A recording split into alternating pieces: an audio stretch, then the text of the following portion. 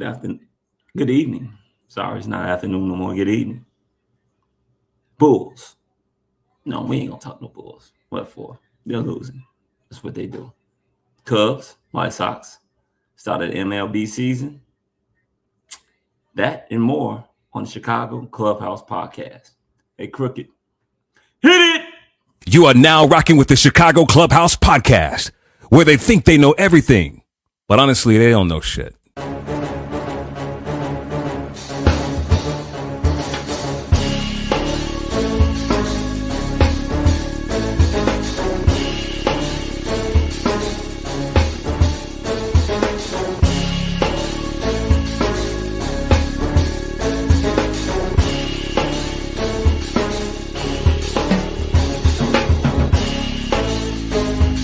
Watch these summer league games and they tell you about these new up-and-coming coaches. I think we should get rid of every motherfucking owner in Chicago. Enzo and Caruso both been there on the quarter like your defensive generals. But they need to get that strong safety who's not scared to hit somebody.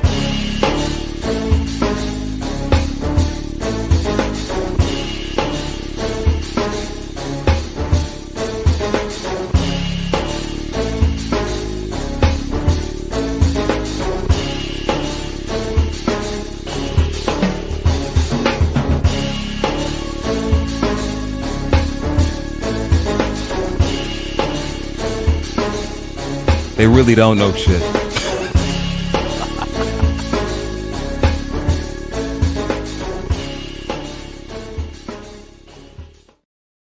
First of all, I'd like to thank everybody and welcome to the Chicago Clubhouse podcast. Yeah.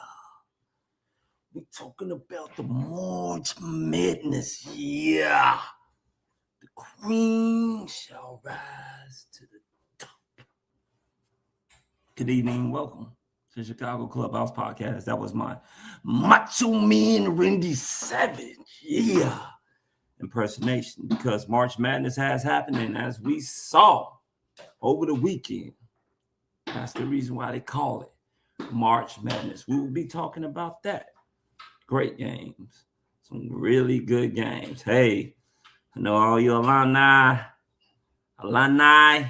fans are going crazy right now about them reaching the Final Four and a shot to go to the national championship game, something they haven't done since Deron Williams, Luther Head, Roger Powell, and D. Brown. Yeah. Also, we got the start of the MLB season. The Cubs started off looking good. I think there may be, probably 4-0. I don't know. The White Sox started off bad, and they were on 3, even though I do like our new Japanese hitter who hit 3 home runs in his first 3 games. So, hey, that's good. And the Sox, they won 1. They're 1-3 right now. They play tonight. Don't know what they're going to do. Guess it's slightly better than they did last year. I don't know. We got the owners meeting going on this weekend as well. Well, not this weekend, but this week. I think it starts tomorrow. There's going to be plenty of talk with the Bears. Plenty of Bears talk. The GM, the president, and the coach have been talking this week. There's also some stadium updates. I think Illinois has come back to the table, I believe, tomorrow to discuss this stadium proposal. Either Indiana, Illinois. You notice, as I said, Illinois, because apparently Chicago is not out of the question. I hope it stays here in Chicago. I mean, I love going to the stadium right there off the lakefront, but we'll see how that boils down and what determination they come up with that. Hell, even if Illinois decides to play ball, we know how they can be.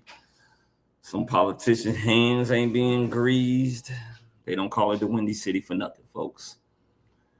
Also, we're going to talk a little draft. We're going to talk about some DNs, who you guys would like to see the Bears draft at 25. Would you like for the Bears to trade up, or would you like for them to trade out of the first round? That's a topic to be discussed as well. So that and more on the Chicago Clubhouse podcast. So I did my little monologue. So without further ado, yes, it is, Dave. It's great to be a Michigan Wolverine. We're going to talk about them as well. So without further ado, let's go ahead and bring in the dream team. First up is my man, probably ain't going to be too happy, that knows all the stats from the 80s, the 90s, and the 2000s. My man, JB. What's happening? What's going on, brother? Sick of you yellow and maize bastards. Hey, man, look. Y'all had y'all fun in the sun. Y'all had y'all time. It's our time now. Hey, but great games this weekend, though. Yeah, that Duke. Yeah, that Duke UConn game. Oh, man, that's one for the books right there. That is one for the books. Tell me what you thought about it.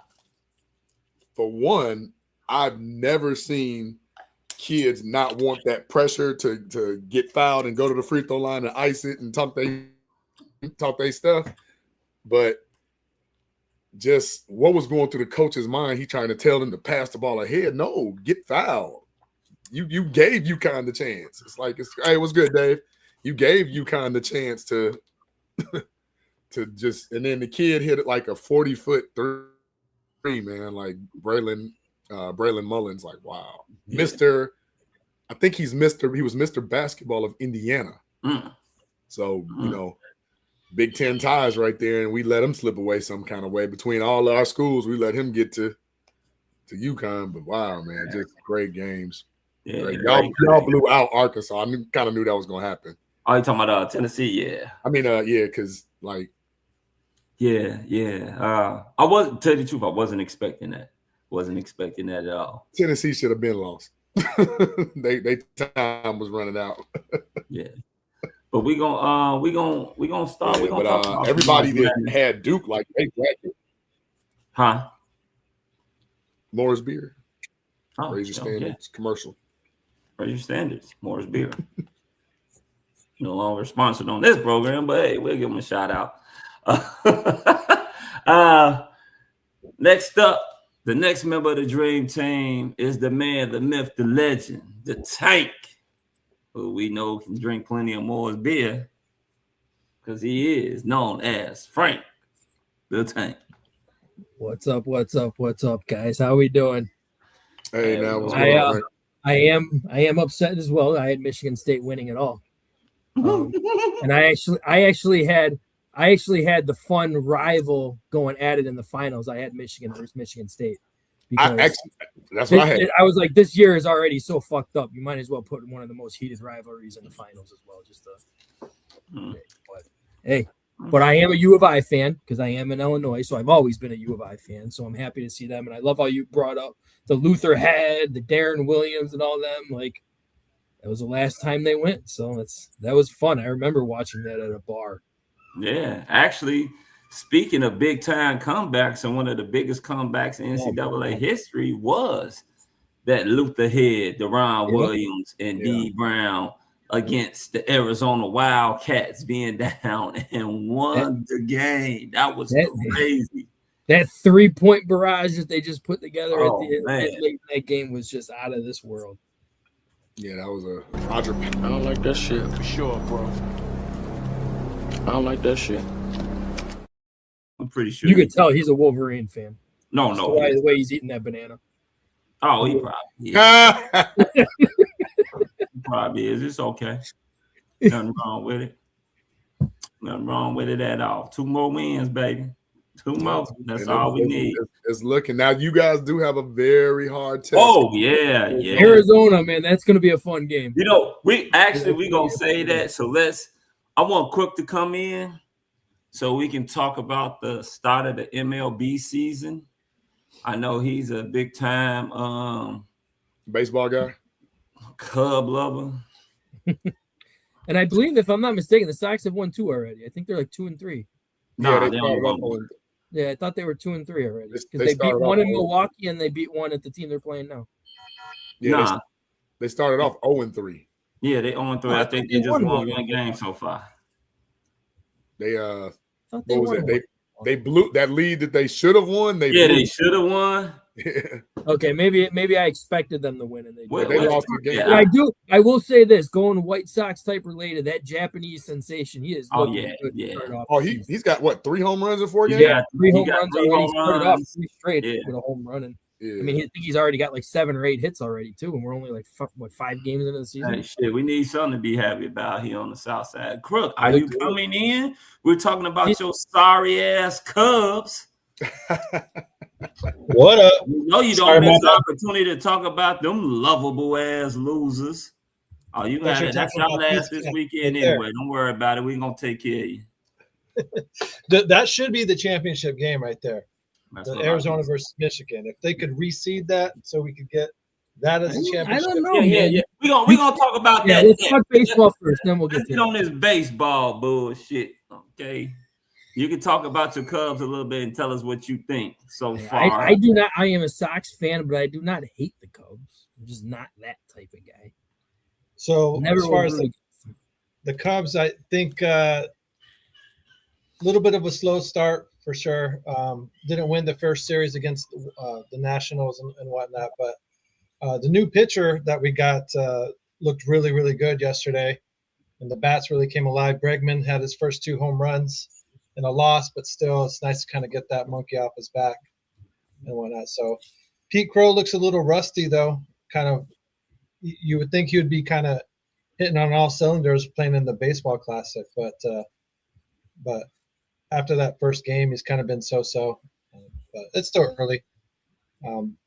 Shohei had a disappointing outing and whatnot, but overall, it's really going to come down to the pitching and kind of how they hold up, and if the bullpen can hold up as well. So, I think at the end of the year, the bats will show up. What does he say? Phil's a Cub fan. Oh, he's a. Hey now. The runaway is the only one who brings up this stuff, and I'm sorry, I always got to chuckle at it when he brings it up. No, that's fine. He's not a 5-tool player. He's just a tool. He's talking about Tool the band, right? I don't know. So, I think. What do you guys think of your thoughts? But I think you said something kind of when you spoke about PCA, because when you look around the league, a lot of the players, at least that I've seen, American players that played in the baseball classic or the World Baseball Classic, they haven't been doing it. Like Aaron Judge had 5 strikeouts his first game. Like they just haven't been. And I don't know if it's like they didn't get enough training or whatever. But then you look at somebody like Mike Trout, who just comes out and bangs 2 home runs already. And they thought he was left for dead with his career and everything. What do you think about that? Is it something that they should take consideration, like maybe just have a platoon of people, or just let them go straight through? Because it only happens, every 3 years, 2 years? Yeah, I mean, it's such a unique situation. It's kind of really, I don't even know if there's a perfect answer, a perfect way to go about it, because a lot of the times the teams don't want these players to play too much, because that's what it came down to in the championship game. Is like, hey, they had restrictions on certain players because he can't pitch, he can't play, he can't hit. He played 2 innings, pull him. Like there was no correct. So it's just like it's kind of hard to kind of be like think that these guys are really fully invested when you're kind of making business decisions literally on the field. So it's kind of like you want to get into it as fans, but at the same time, when there's other elements in being involved in the game, it kind of takes a little bit of the joy away from it or whatnot. So, at least in my opinion. Yeah, I know that baseball classic. I think it could take a lot out of them, like you said, with PCA. Yeah. Who knows? Maybe it's the fan feel that he's beginning. Maybe he feels a lot of that Chicago pressure, that people receive. They putting him on billboards. They talking about him all the time. Is he the next young Chicago superstar? A lot of that pressure can get to guys because they hear it. I mean, they're being interviewed and talked about it all the time. So maybe he just starting off a little slow due to that pressure. Maybe it'll as the season goes on, things start to simmer down on him. Maybe he'll be a little bit better. I don't know. They never talked about me like that. I mean, but there might be something to that. I mean, he just got paid too. So yeah. It really could be a combination of things. For sure. Now, correct me if I'm wrong, because I'm not no Cub lover, So correct me if I'm wrong. How long has he been? He's only been on the squad for what? Maybe 2 years? 3? We got him for the Hobby trade. So when we traded Hobby to the Mets, that's how we got PCA in the farm system and whatnot. So, and that was about 4 years ago or so, maybe 5-ish. So when did he actually come up and play? Was it just last? Not long after that. He came up, I think, the following year after he got traded. That next season. So and they paid him already. He did a little bit of coming up for a few games here and there, and then would go back down and shit. So there was a little bit of that going on his first year and stuff. But I think that's almost the require. That seems like it happens to every major league player. Like Chris Bryant, you're like Bryce Harper or Trout or somebody like Ohtani. You get a little taste. You go back down to tweak, what you experienced and work on a few more things and stuff. But 30-30 guy with good defense. So.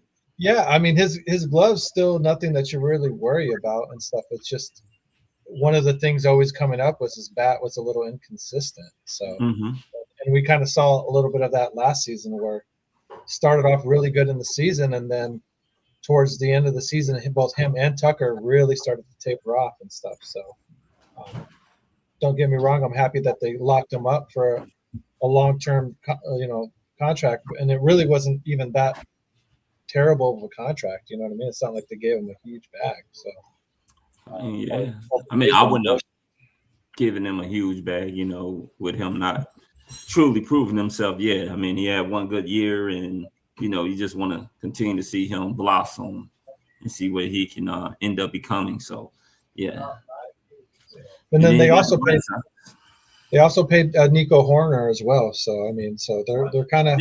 But he's been with the Cubs a little bit longer, right? As far as actual MLB time, right? Yes, for sure. Yeah, he's definitely been around a lot more. But the Sox, you said your new bat's been hitting pretty well, right?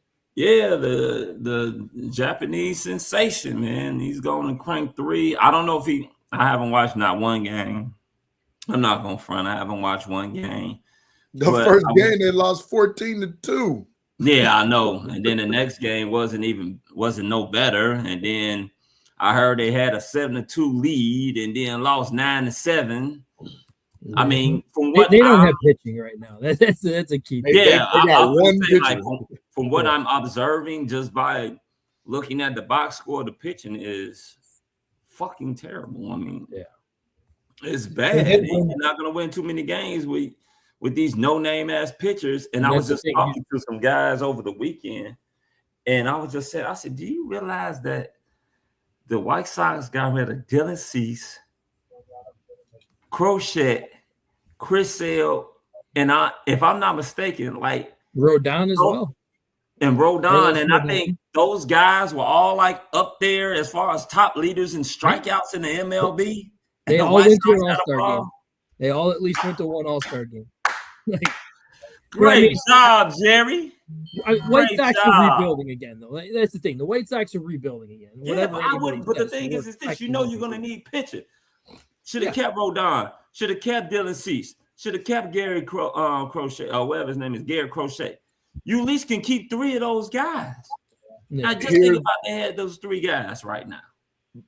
Wow. Let me point something out to you, because this is one of those things I always argue with you about. You got to pay for talent. You got to pay the money. It's not about the money. Yes, it is. That's why they keep letting these great players go. Forget about right now. No fucking idea what they're doing. They've been doing this since Blackjack McDowell. They've been doing this since Mark Burley. They are the only team in baseball that have never had $100 million player. Oh, I get that. because they won't spend the money to keep the team. They did something a little bit differently recently though, and it bit them in the ass. Like they paid all their young AAA up and coming star players to long-term deals, which wasn't massive money, thinking it was going to pay off, and a lot of them didn't pay off. And I mean, I'd say probably the biggest bust out of all of them was Hi Mom, Eloy Jimenez. Like, I mean, that guy had so much potential.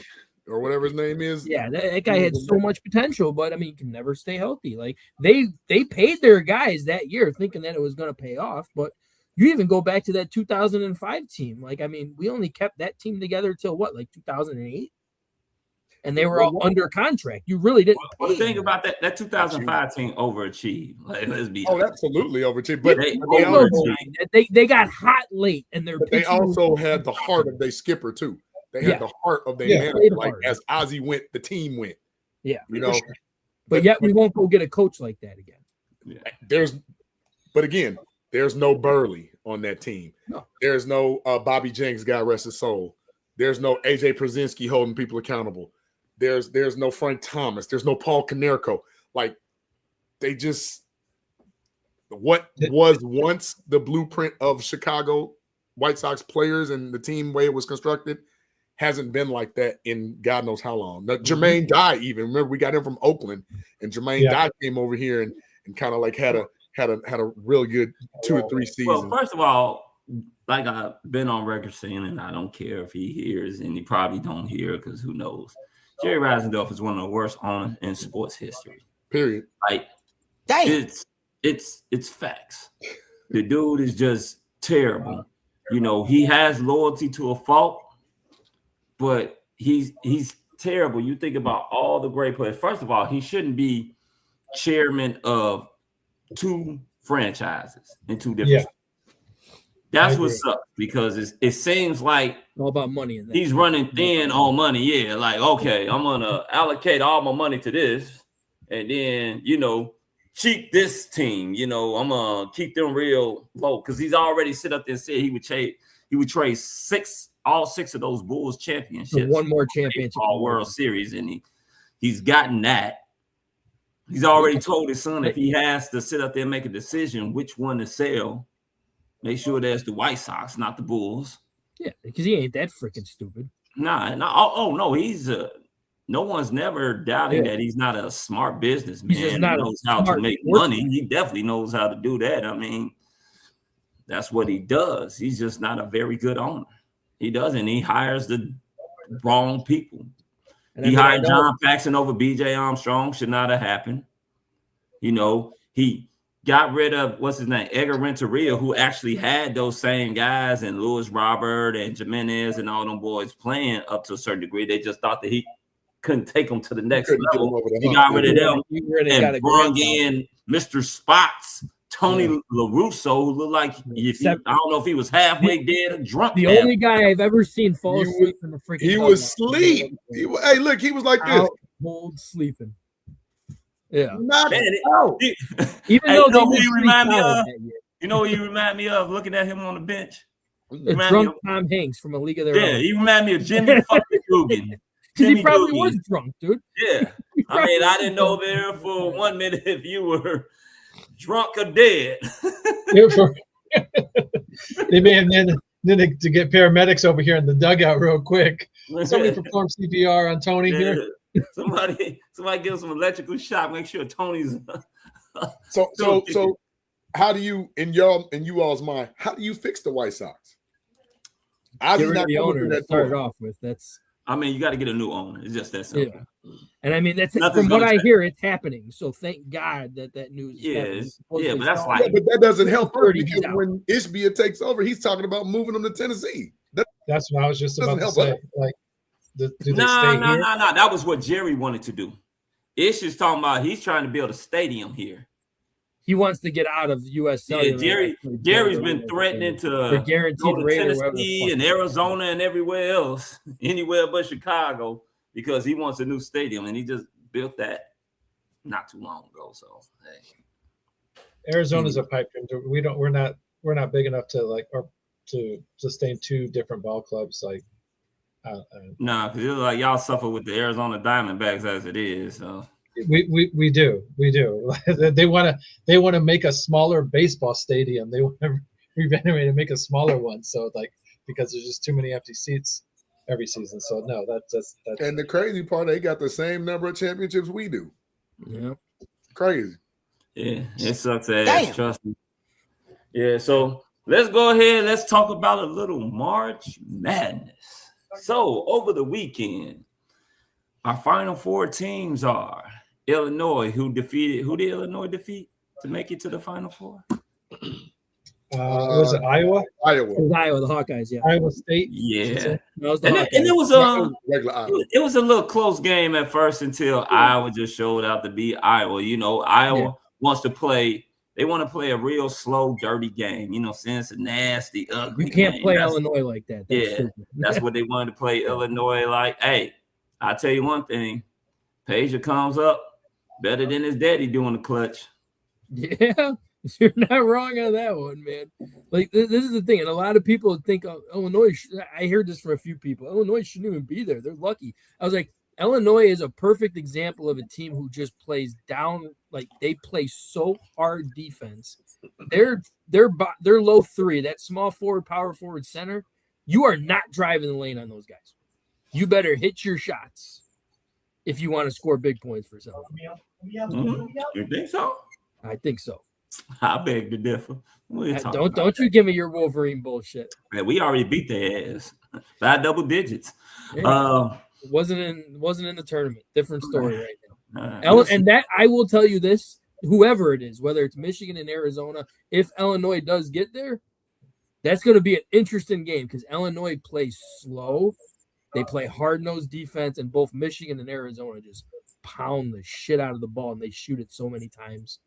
It's going to be an interesting game for sure because Illinois is the only team out of the Final Four who play slow. All the other three play fast. Michigan can play any speed you want. Michigan, yeah, I know. You keep talking about your freaking Wolverines. Like, hey, I'm just saying they can play any speed that you want. Arizona is one of multiple ways too. They're not. Arizona and Michigan are two very identical teams. Yeah, Michigan, that's why that should be the Michigan has scored 90 points in all of their games. They gonna score. That's what they're gonna do. They're not gonna. Michigan is not looking to beat you 42 to 45. They looking to whoop you and first 200 wins.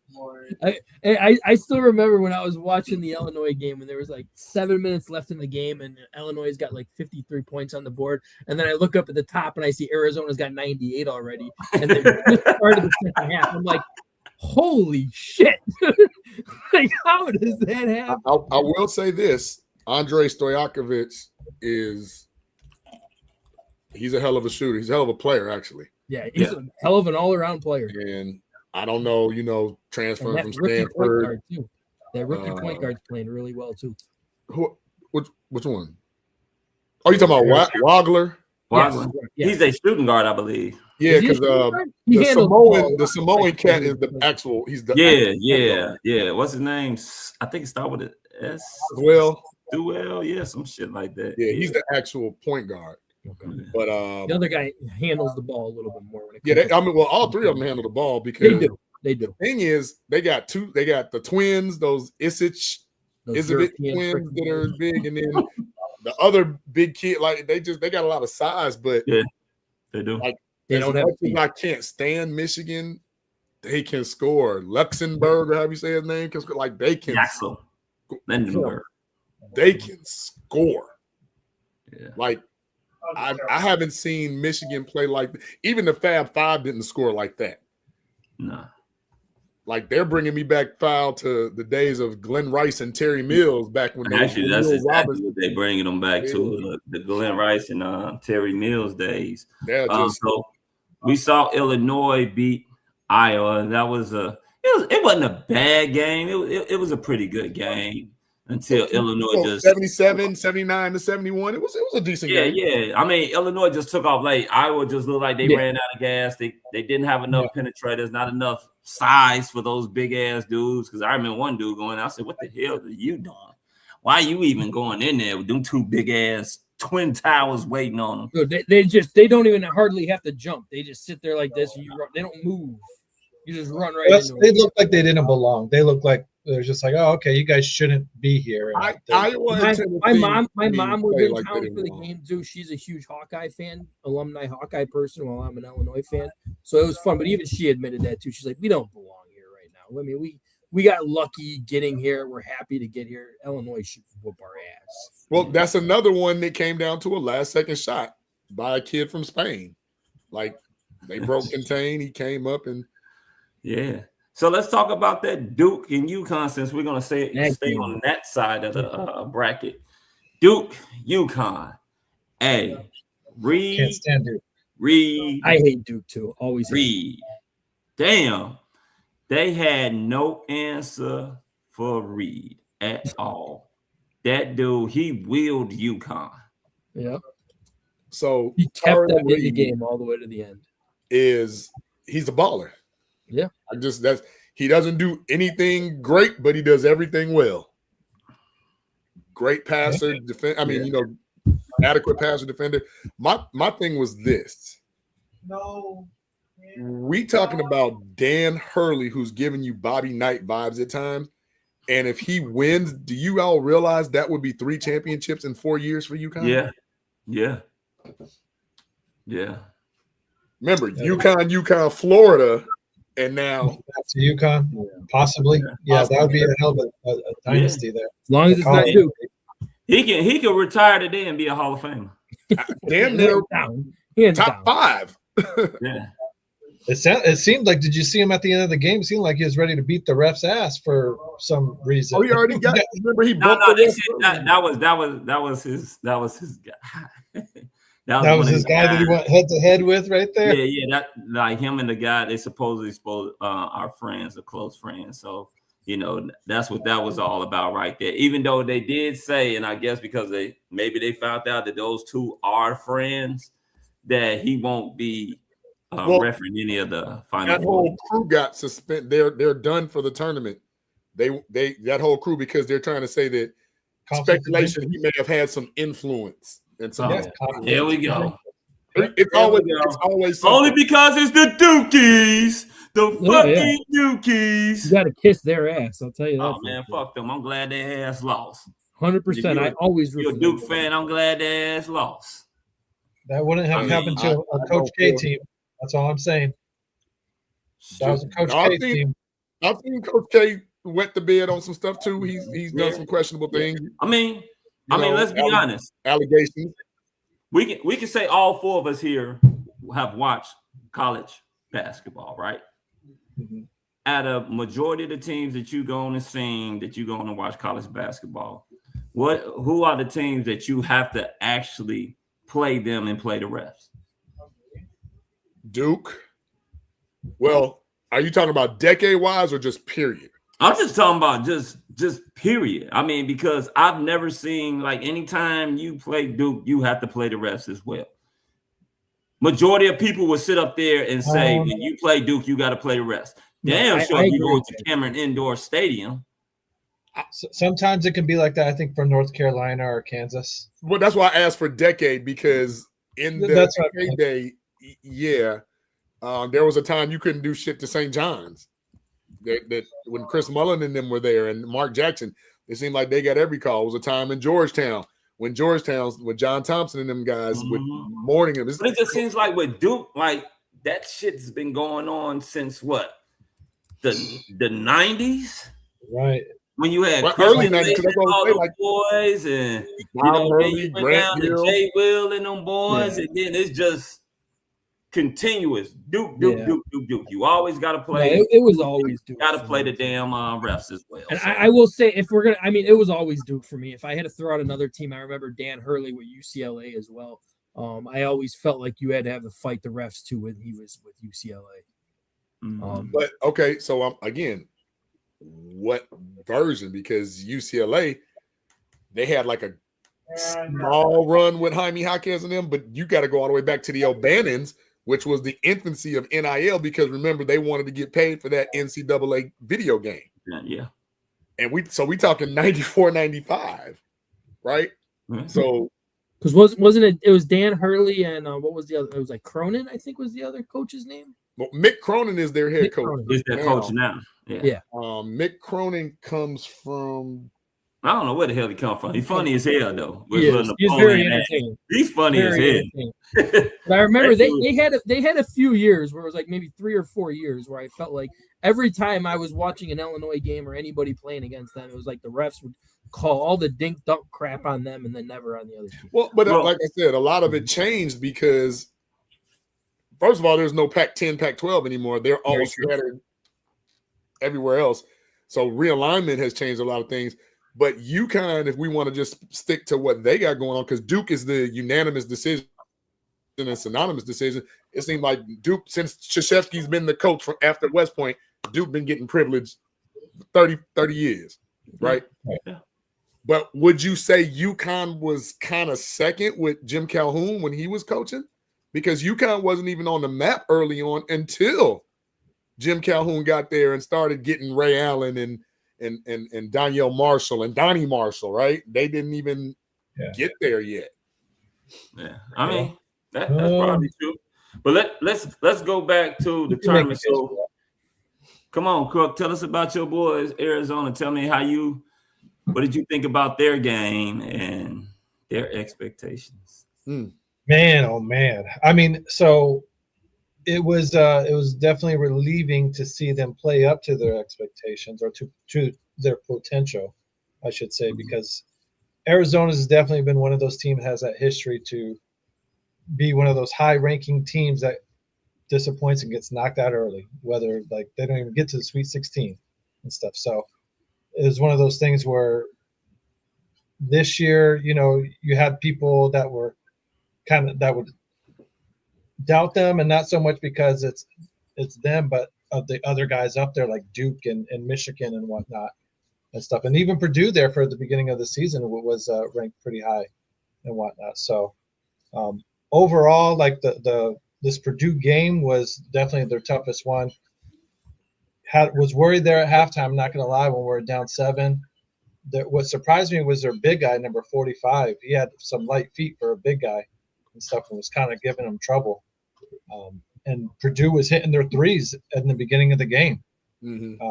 But towards the end, they got cold, and that's really kind of what helped Arizona once they kind of started to pull away to really get pulled away and get like to up 15, up 19 points and stuff. And then when you're up that much, as it's getting closer, like down to 5 minutes, you really kind of have the ball in your hand and stuff unless they start hitting some threes. Yeah, I think one thing that helped them was that I want to say probably Purdue's best player, which was Wren. He got into foul trouble early. Early. And it was like the first 2 minutes of the game. He had 2 fouls. Yeah, and he never got into any type of rhythm. Nope. So when you basically take out their best score, because I mean, this dude was probably scoring averaging probably close to 20 points per game. And I think he only ended up with maybe 2 or 4 points. He looked at sloppy. He looked at his feet looked like jello, because he's usually a guy that's in the post and he give you some type of move, or he has a push shot. That's like one of the best push shots I've ever seen. And the dude shoots it like it's a jump shot. And he couldn't get none of that off. He was just struggling the whole game. And like I said, that's probably due to a lack of timing because he wasn't in the game. He was in foul trouble. Yeah, no, I think that's a really good assessment and call there, because you're right. Having to start the game there and you don't get in any kind of flow or rhythm with your shot or feel for the game of what's going on when you get pulled out 5 minutes into it because you got the 2 fouls. And when you get in there, like I said, you're not in any kind of aggression. He's cold. He's cold. He didn't sat all this time. He's cold. Yeah, 1,000%. 1,000%. So it's hard for any player to kind of just jump in there and be like, boom, give me the ball. And then I'm like a assassin mentality. I'm shooting it. I'm taking it. You know what I mean? So it's just hard. It was hard for him to kind of get his footing within the team there and find his spot in the team that day. So, and then Arizona with the freshmen, those freshmen that they have on their team, just balling out and not letting the moment get too big for them. Koa Pete really was the highlight, the big time player of the game for them this past one. Stuff. He really showed up at that moments. Okay. I think they're a well coached, complete team. Like they might be the most complete team in the nation right now. And I like the fact that Bryce James is not a spectacle, kind of like how Bronny was with USC. Oh my God. I like that. There's no pressure to, Yeah. Play him. Yeah. I like that. And then we got the last game, which was what was that? Michigan versus Tennessee. Michigan just took care of Tennessee. Inside out. Belt the butt. Start to finish, it was pretty much done. But the thing that I didn't realize was that when I saw the game before it started and they were going through the lineups, Tennessee has a big ass lineup. They got a 6'10" shooting guard, man. Yeah, they had 6'10" power forward, 6'10" small forward, 6'11" center, and they got.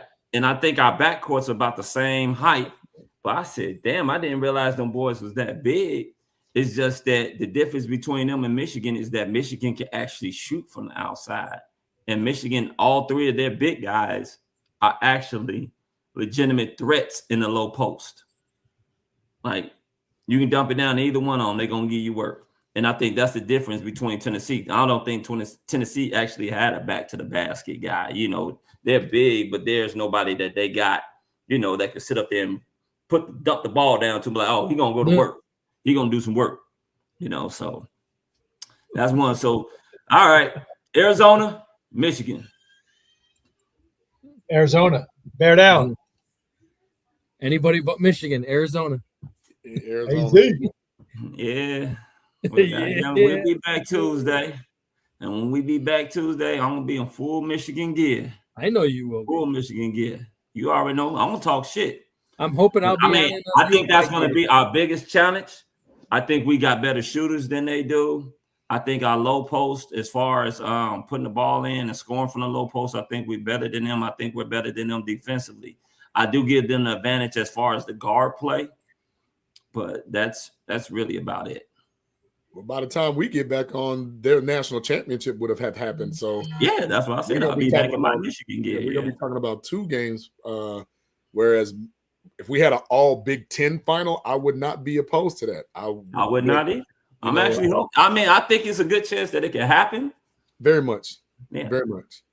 Okay, and so we haven't had a Big Ten champion since what, in 25 years? Damn. Since us. Damn. 99. Yeah. Damn. So let's go. Yeah, there you go. 2000 season. Well, it would be the 2000 because of the year, you know. But yeah, we beat Florida. Yeah, exactly. Them Florida boys. All right, so let's talk about the Bears, and we have the owners' meetings that's going on right now. I think tomorrow may be the official day. I'm not too sure about that. I think these last couple of days it's just been those guys talking, and the owners and coaches and GMs just getting together, having drinks, and probably talking about a little trade here and there. I have heard that Myles Garrett could be on the trading block. There's also Courtney Cronin reported today that the Bears are going to try again and talk to the NFL about their draft compensation for, their assistant GM becoming the head man as far as head of football decisions over there in Atlanta, and the Bears should be compensated for that. So we're going to see what the NFL does. They may continue to uphold what their ruling is right now, and hopefully not, because I think we are and do deserve those draft picks, those comp picks. Agreed. Yeah. Well, who is it? Because here's the thing, like even with appeals, if I'm appealing to the person that made the decision in the first place, it's like we just shuffling. Right, we're spinning our wheels here. Yeah, like where's the arbitrator? Where's the person that's going to have a non-bias to either side? Because again, like we've stated repeatedly, there's no loss for Atlanta Falcons. Like it's not like they lose a third-round pick. The league magically creates a pick and is like, here, there you go. Like I don't see why that's hurting when other teams have done and benefited from it. And right now, the biggest talk of the owners meeting I'm hearing is they want to restructure the CBA prematurely because they want 18 games. Like, damn I think that. that would be a terrible decision to turn it into 18 games. Yeah, These guys are already beat up enough. I thought 17 was probably too much, and now you're talking about an 18, which goes to show you how can you talk about player safety when you really don't give a damn about player safety, because adding another game is damn sure. It's all about just making more money, man. It's about a money grab, as JB was doing the money sign, the Johnny Manziel, the money sign. It's about money. So don't tell the fans and the players and whoever will listen that you care about player safety. You don't give a damn about player safety. Stop the cap. All you care about is money. That's what you care about. We know that this is the biggest product that the United States has as far as when it comes down to sports. It's the most watched sport in the United States. They're trying to get it to go global. So everything that you're saying is about money. I mean, hell, now they're sitting up there talking about every damn week in the NFL, there will be a game that's played overseas somewhere. Yeah, that's the thing. Yeah, like, it's just like, I don't mind globalization. However, going over there to reap the benefits. Now, I think that's what everybody thinks, that 17 game now has something to do with everybody needing to play over there eventually, right? But now there are other talks about putting possibly 2 teams over there. That one in doesn't either make Germany sense. or London, and I think the other one is in Mexico City they were talking about. And here we go again with the travel. Yeah. And it's just, you might as well put 4 teams out there and make a whole division out there then. That'd make more sense. Well, don't give them no ideas.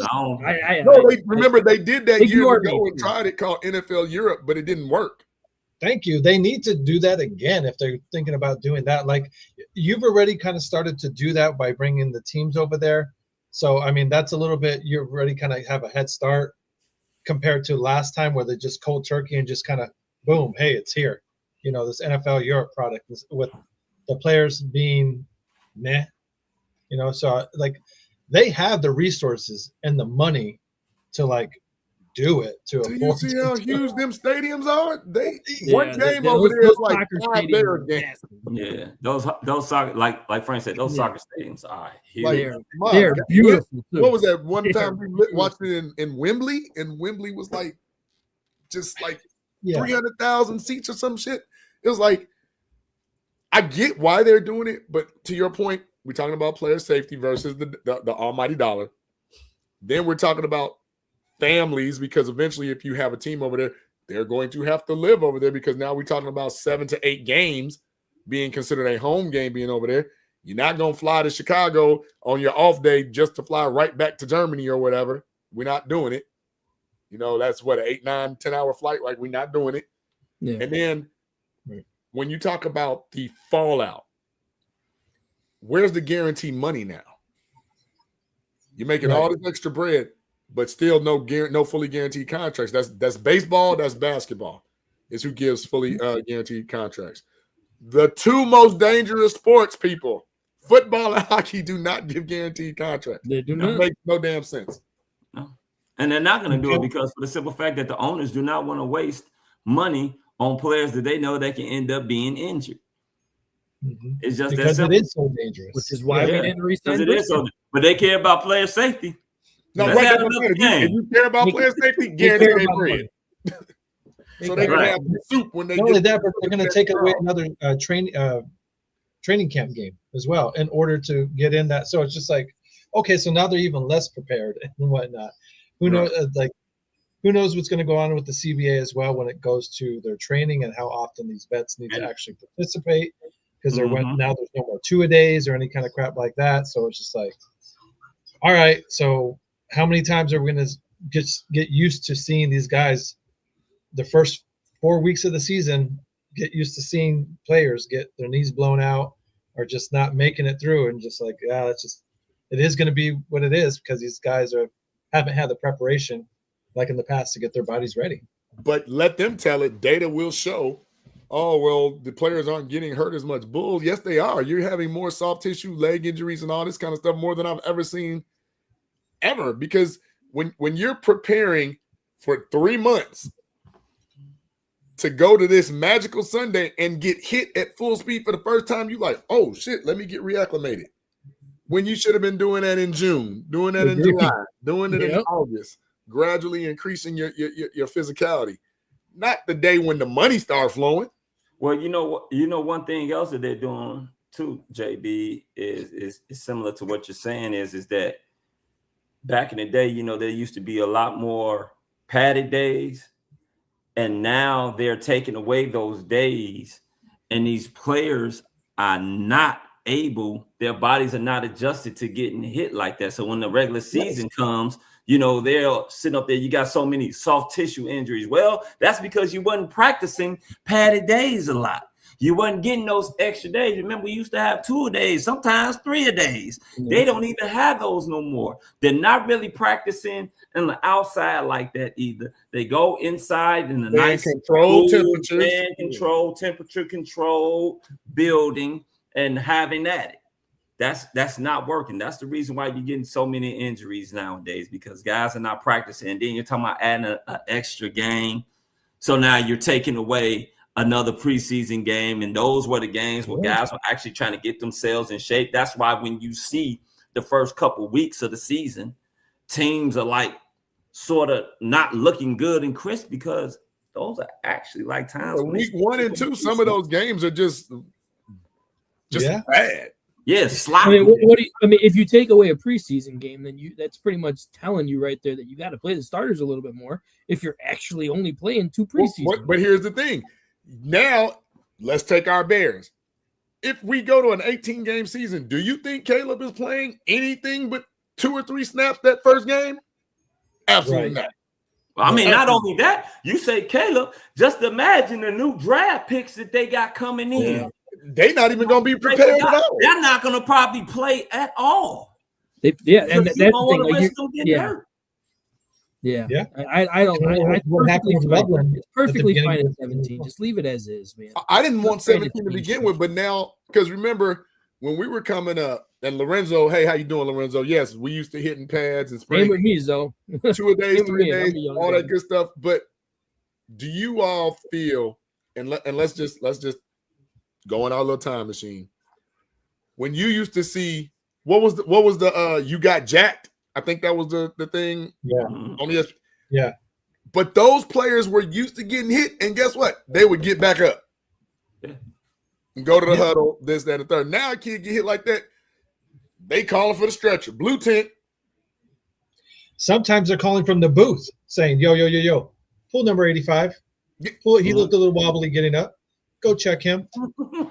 You see it from he'll play a few plays and all of a sudden he's blue tent. You're like, what the hell happened? He just caught a pass and didn't even get hit. He's like, oh, well, 2 plays ago he got kind of hit a little. Right. We didn't even notice that was a football play. To them, it was like it was too violent. Like what? Yeah. Yeah. Okay. Yeah. He laid on the ground too long. And it's just like he sometimes you have the wind knocked out of you. You need a second. At the end of the day, it's still football. It's still a car collision damn near at every play, every snap. But for this 18th game, it's like you said, Fal, they are being very contradictory, talking about how concerned they are for player safety, CT, and all this other stuff. But I think we used to be calling bell ringers, like, man, you got your bell rung a little bit. Shake the cobwebs out, baby. Yeah. Okay, I'm good. I just need to clear the cobwebs.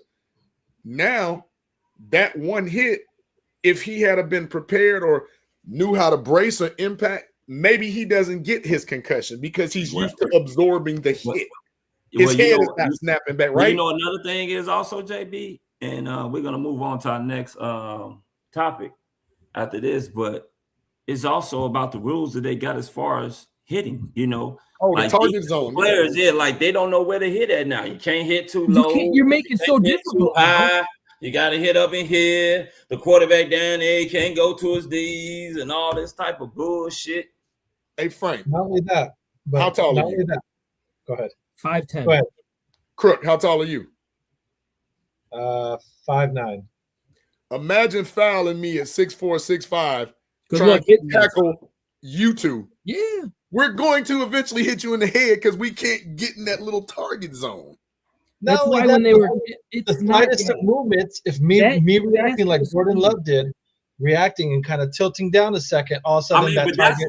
that's a natural movement that you're gonna do as a damn player. You're bracing yourself. Hey, yeah, you're like you're gonna hit him.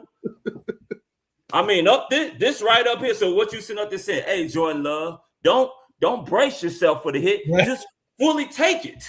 Don't do that take it like a because man. now the defensive player, he's going straight in for that area, but you going and minimized it by. Yeah. So anyway, crash dummies. Yeah, crash dummies. So So tomorrow we know that the state of Illinois will come back and convene about this Bears in the stadium. What are you guys looking forward to when it comes down to these stadium talks? Because we know Indiana, they're willing and ready to play. The Bears are letting Illinois do his due diligence. And as Kevin Warren set up there and said, they said Illinois. They didn't say Arlington Heights specifically because according to some reports, Chicago is not completely out the picture. We're going to see what it is that they're talking about because like I said this a long time ago. I said it doesn't matter if it's Chicago, Arlington Heights, Dalton, Schaumburg, whatever. They're still going to need state funding. Agreed. No matter what. So we need to see. So what do you guys think is going to happen as far as with this stadium? Are we moving to Indiana? Are we staying here in Illinois? And if we stay here in Illinois, is Chicago really in play? We know Arlington Heights definitely is. They bought the land. But is Chicago in play? Who do you want to go first? I'll go first. Fuck it. All right. Indiana was never in play, in my opinion. It was never in play. It was just a perfect bluff and everything like that to scare the shit out of everybody. But the thing is, like, I still don't think it's going to be Chicago because, in my opinion, you don't have a place that is. I mean, you do have a place. Me and Fa were talking about this before the show. You do have a beautiful place that you could offer the Chicago Bears in McCormick Place, but you just refuse to do it. Like that would just be so perfect because you think of the tradition of McCormick Place and the tradition and the history of the Chicago Bears, putting them in the same area would just be dynamite for the city, but they refuse to do it. They're not staying in Soldier Field. I still think it's Arlington and Arlington no matter what. Okay. Oh, look who made it to the show, Frank. Hey, Michelle, how you doing? Michelle, I told the her guys about were the just chat talking lighting about up for her right now. Yeah, and when I say guys, I'm talking about the guys in the chat. We're just talking about you. So all good things, of course. But and then Dan, thanks for coming on the show. I feel you, Dan. Yeah, I mean, I just hope they stay, in the state of Illinois.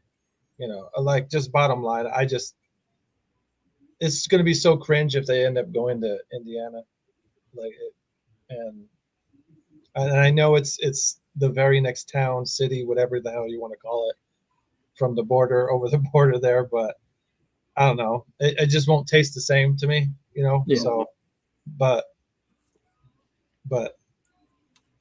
I'm lighting up all my candles here at home to make sure and using up all my prayers that Chicago stays, the Bears stay in Illinois. Yeah. I mean, I would love to see them stay here in the city of Chicago.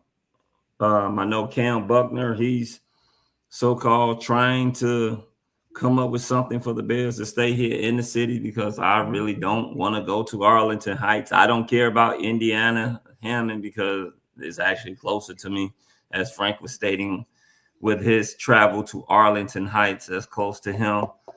But in all honesty, I do want the Bears to stay in Illinois. I prefer Chicago, but if it's Arlington Heights, I guess I got to get on that stinking ass 290 and all these jackasses. 290 sucks, man. 290 sucks for Doesn't real. matter where it's at, it sucks. I wonder what they're going to do as far as with that when it comes down to that infrastructure, because that shit is shitty. It ain't too much more you can do with it. Yeah, I mean, like what? It's a shitty ass way to get to the suburbs. It takes fucking forever in a damn day. So I mean, it's going to be interesting. Yeah, that sounds miserable. Yeah, it is fucking miserable. The only people that's gonna like it is them fucking stinking ass suburban people like Frank that love the skunks and all that shit and deer and all their that. giant ass fucking mole rats that are flying around in Chicago. Like that shit. Oh, we can go down here and party. Rats the size of my freaking dog in Chicago. But tell you the truth though, and to be honest with you, I think it'd be a terrible thing for the city of Chicago. They dropped the ball. I mean, you greedy ass, and I'm gonna call you all you greedy ass politicians that want your hands greased.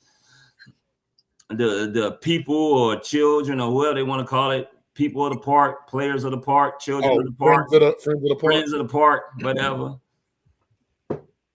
Then you gonna sit up there and talk about, oh yeah, we're gonna still hit taxpayers to try to renovate Soldier Field. We need an extra $320-something million to make it friendly and better for concerts and all that shit. Fuck you.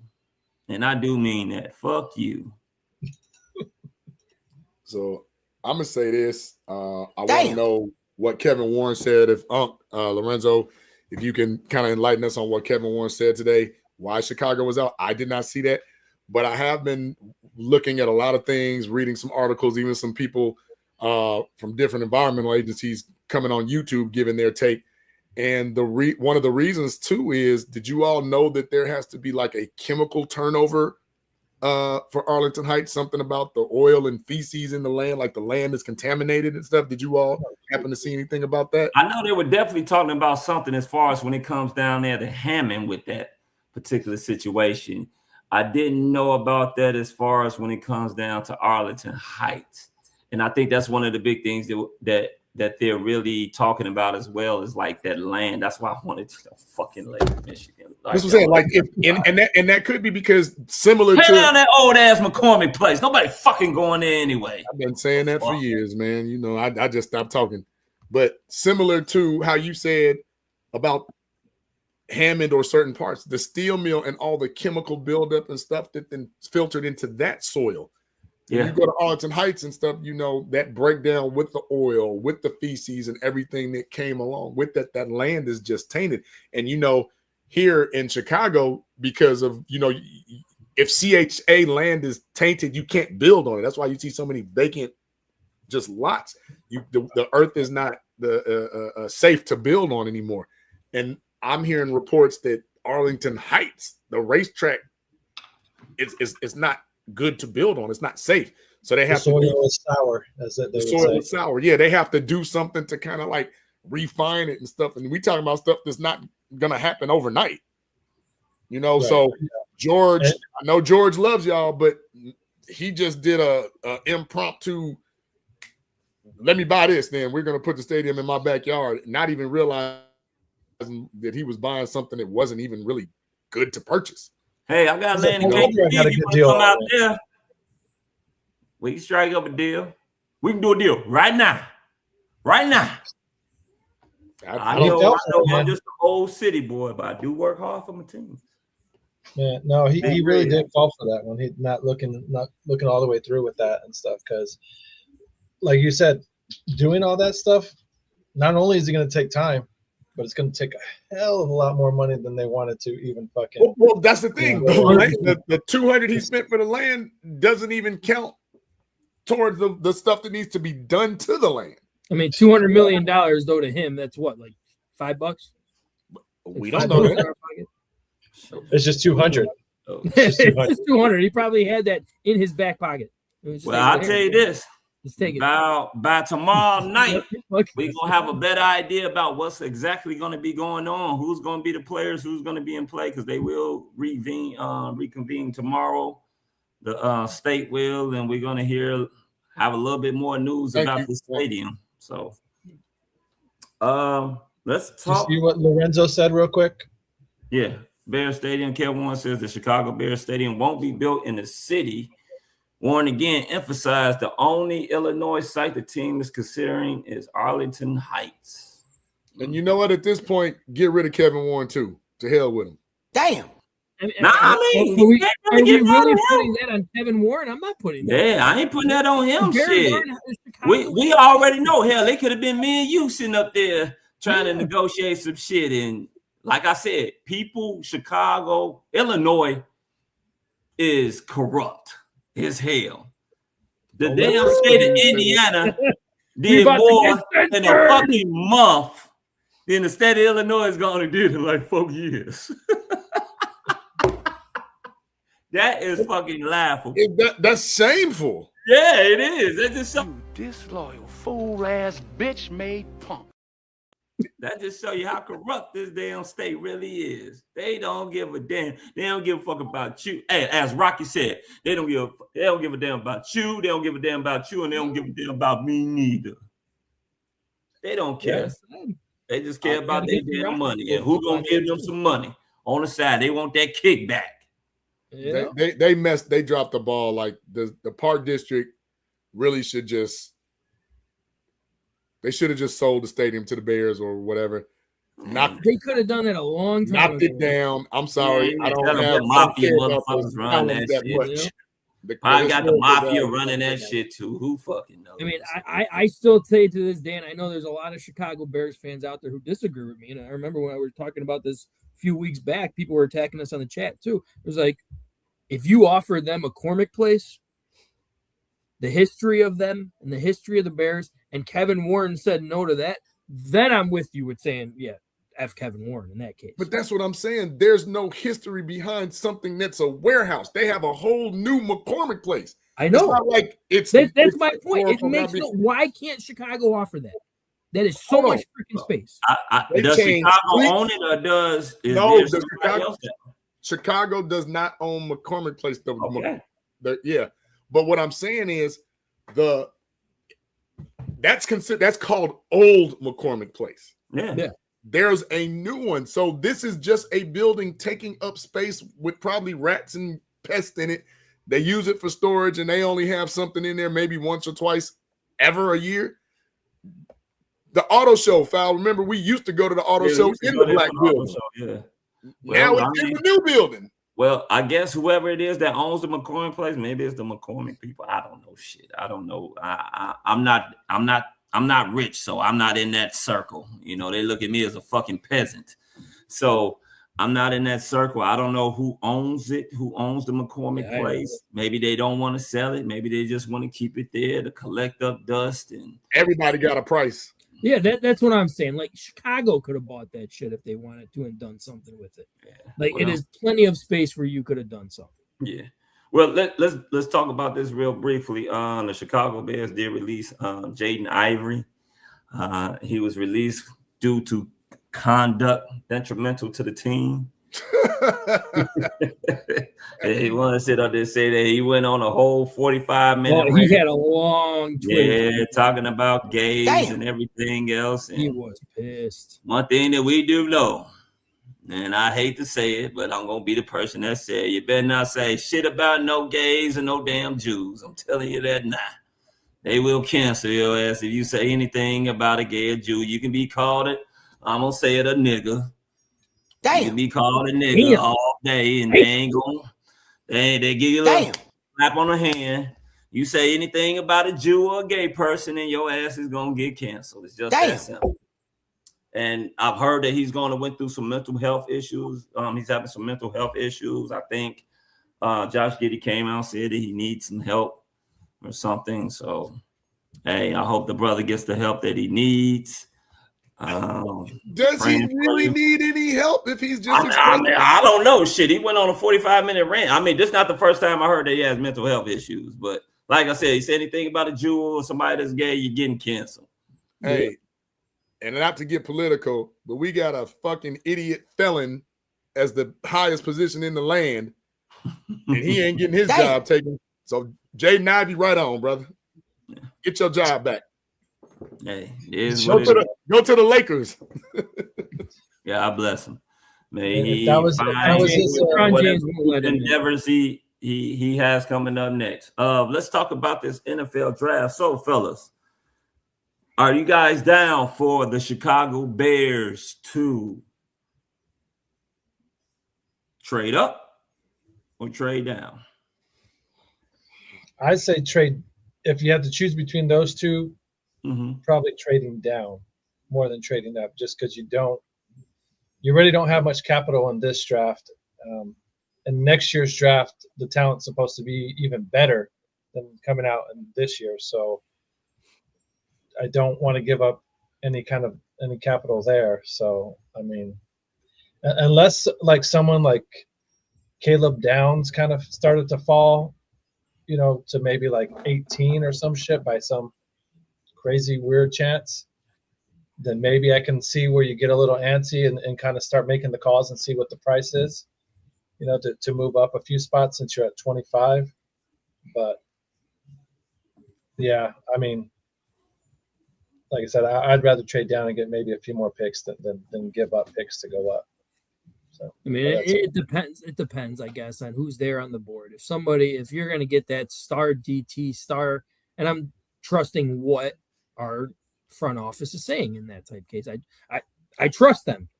But I mean, if you're finding that DT and that DN that is going to be that difference maker right from the get go, and you expect them to be, go get them. Go get them. I mean, it's going to cost you a lot though to try to jump into the top 10 if that's going to be the case. But so, how many at what spot would you think is realistic for them to trade up to? Is it like 2018 range, or or even further into maybe like 12, 11? Oh no, that's too much. That's going to cost a lot. It'd be like 17, 18 to the top. But you would need to go to that number there to get like what Frank was saying, like a really like big time guy. Well, if that's the case, you should have gave up the 2 picks for Crosby then, because that's basically what you're gonna do, a first this year and a first next year to move up that high. You're not gonna go from you're not lying. I mean, to tell you the truth, you probably looking at that, and I wouldn't do it anyway. What I would sit up there and say, well, let's talk about it. Let's talk about it. Yeah, that's my other impersonation of Tricks. LA Knight. So I've gone and written down some of the best DNs that's projected to go in the first round. Maybe 1 or 2 may slide to the second round. So you got Ruben Bain, who is 6'2", 265. He didn't run the 40 time. He's from the University of Miami. Game wrecker. I know one of the knocks on him is that he has the T-Rex arms that we were talking about, Frank, with your boy Will Campbell. Yeah. T-Rex arms. You got the guy that's more so of a Dennis Allen type of fit prototype. You got Keldrick Falk from Auburn. He's 6'6", 285. I didn't catch a 40 time on him. I don't think he ran the 40 as well. You have David Bailey, who a lot of people love. He's 6'4", 251, ran the 4.5 in the 40. He's from Texas Tech. You got TJ Parker, 6'4", 260 from Clemson, ran a 4.68 in the 40. You got Zion Young that you hear a lot around when it comes down to the Chicago Bears, who's a 6'6", 262, runs a 4.69 in the 40s from Missouri. And you also have Akeem Mesidor, 6'3", 262, runs a 4.9 in the 40, and he's from Miami, but he's a little on the older side. Mm-hmm. So I think we out of the Ruben Bain sweepstakes, probably out of the Keldrick Falk sweepstakes. There's no shot in that. The David Bailey sweepstakes, and possibly the TJ Parker sweepstakes. I think we may be in range for Zion Young and Akeem Mesidor. So my first question to you guys, are you willing to try to trade up for TJ Parker, David Bailey, Keldrick Falk, or Ruben Bain Jr.? No. Because they're all pretty much projected top 10, aren't they? I don't know about top 10. Definitely probably like top 15, no later than top 20. Okay. So I'm going to push real quick because I don't know where you got your source from. Some of the guys' names were Bain and them.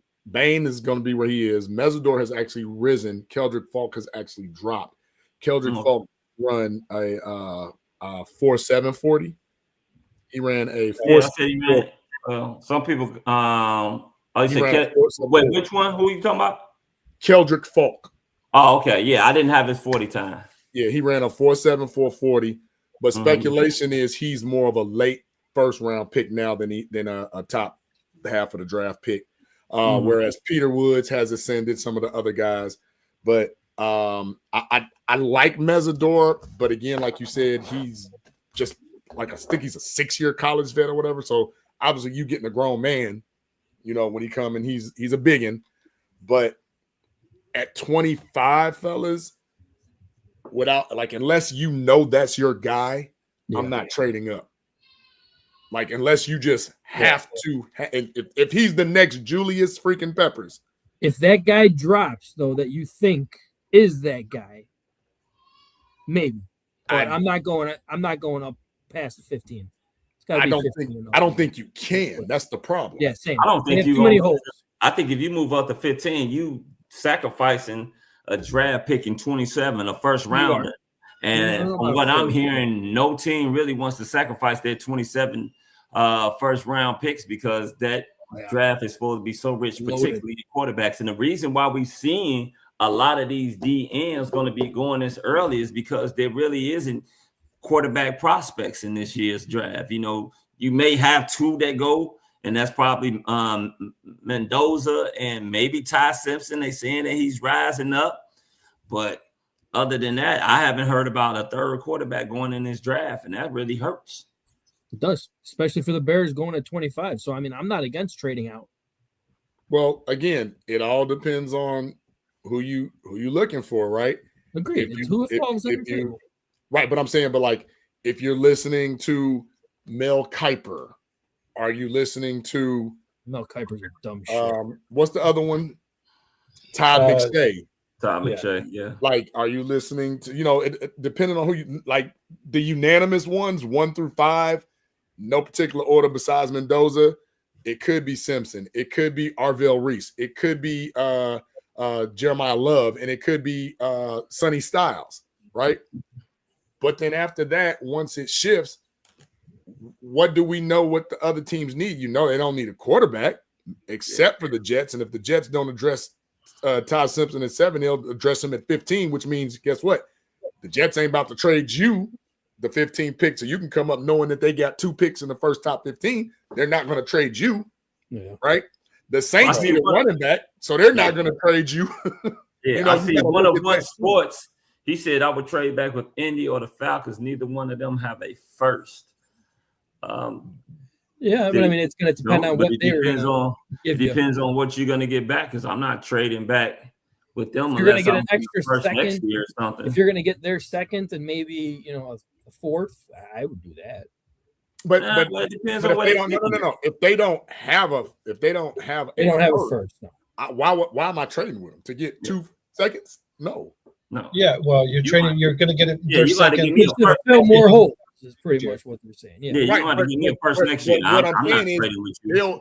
They're going to take our 25, so we can take their second and their first next year. No, because then you really might. I'll take that first next year if they're going to get. You're talking about a first next year. I'm absolutely doing that. Yeah, if they give me a first and a second, like a second and maybe a fourth or something. No, you would especially if their guys gone already. Listen, y'all, they don't have a first round pick this year. Correct. Yeah. So they would give you their second round pick and this a first year, next year, and a first because then anybody on our list is damn sure gonna be gone. You're telling me not necessarily depending on where they're picking in their first. Picking in that second round. Because then you got 2 first round draft picks next year. Listen to me. And 2 first and 2 second round picks. What the hell does next year's pick have to do with this year? Okay, we're still got to think about the future. If your guy's not going to be there at 25 that you want, then why? You're going to take a gamble and get me another Kevin White? So I'm telling you this right now. If Ryan Poles gives up a first round pick this year for a first round pick next year and a second round and pick a second round for this year, he's getting run out of town. No, he's not. It depends on who's available. It depends on I don't even know what trade. Are you like trading back out the first round to get something for 2020? No, listen to what Frank said. Frank said if there's the player that you want, your player if he's not there, and you can get somebody of just the equal value in the next round, in the second round, and you can pick up a first next year, we'll give you 2 firsts in 2022, and you got now 3 seconds in this year's draft. You absolutely right. That's not how that works. Listen, a first in 2027 would come from Atlanta or the Colts. You would only get their second round pick this year. So you're giving up 1 first round for a future first round and only getting a second round pick this year. If that's the case, then you might as well just take the best player available at 25. Why would you trade back for something that you have an unknown for next year? They have boards. If they see a board that does not give you a guy that they have first round caliber player, why the board don't have 2 people like we just named? They board got about 20. Oh, there's no question that they have about 20. But if they think they can get a same caliber player as that guy in the second round and get a first rounder next year, how are you not taking that? Frank, if you would get them in the second round, it wouldn't be our second round pick. It would be their second round pick. And we don't know if that person on our board will even be there for that position. If you got a chance, it's like you just said, they have multiple people on the board. But you also got multiple positions you need. If you know you want your first round pick at 25, if let's just say for number situation, tackle, D-end, safety. Let's say you got 2 tackles, 3 ends, and 3 safety. There's 7 players. If 1 or 2 or 3 of those 7 players are available, you're not trading that pick back to get a pick next year. You do know that if they do make that trade, that gives them 3 second rounders this draft. That is a very pretty board if you are drafting. I'm not 3 saying second rounders. And you don't, but what I'm saying is this: the value of a first round pick to a team that doesn't have one. I'm gonna need more than a 2027 first round and a second. What would you want? What would you want to trade back? I don't. For me, I don't believe this is the draft to trade back in. I don't. I believe we're saying that you're trying to make a deal, right? You're sitting up there saying that you wouldn't do it for a first in 2027 and a second in this year's draft. So what would you sit up there and be able to trade back for? I wouldn't trade back at all. If somebody offered you a second rounder, a third rounder. So you think that this year's draft is so good that you don't need to trade back? That like there's just 25 does not prospect in this year's draft. That's insane. If you got somebody that you know, it's not like we need one person. No, that's why I'm 5 back. positions we need to fill. So if we don't get the game record defensive end, you telling me we can't get a game record tackle, left tackle? We can't get a game record safety? Like, get the dude that actually. That's what we're talking about. If they have that guy as a game record on their board, you're doing it. No. That's like saying, I'm not going to get Myles Garrett this year, but I'll get Dale next in the second round. I have 2 chances to draft somebody in the first round next year. All right, JB. Let Quick talk. Go ahead. Can I ask you something, JB, as far as like when you're looking at a draft board, or if you're just looking at a group of players, do you see them as maybe there's certain tiers of players that you absolutely okay? So you're looking at your draft board, and you're looking at like, damn, all the tiers of players that I have in tier 1 and tier 2 when I get to 25 are gone, because it's not a very long list of those guys that I see that have that capital. My tier 3 list of players, hell of a lot longer. And I think if I trade, and I don't feel comfortable taking any of those tier 3 list guys here at 25. So let me trade back, get some value next year, still get hold on. I'm not done cooking yet. And then still, because you said, hey, we need multiple positions. You said we need multiple positions. So trade back. So now we have 3 second round picks.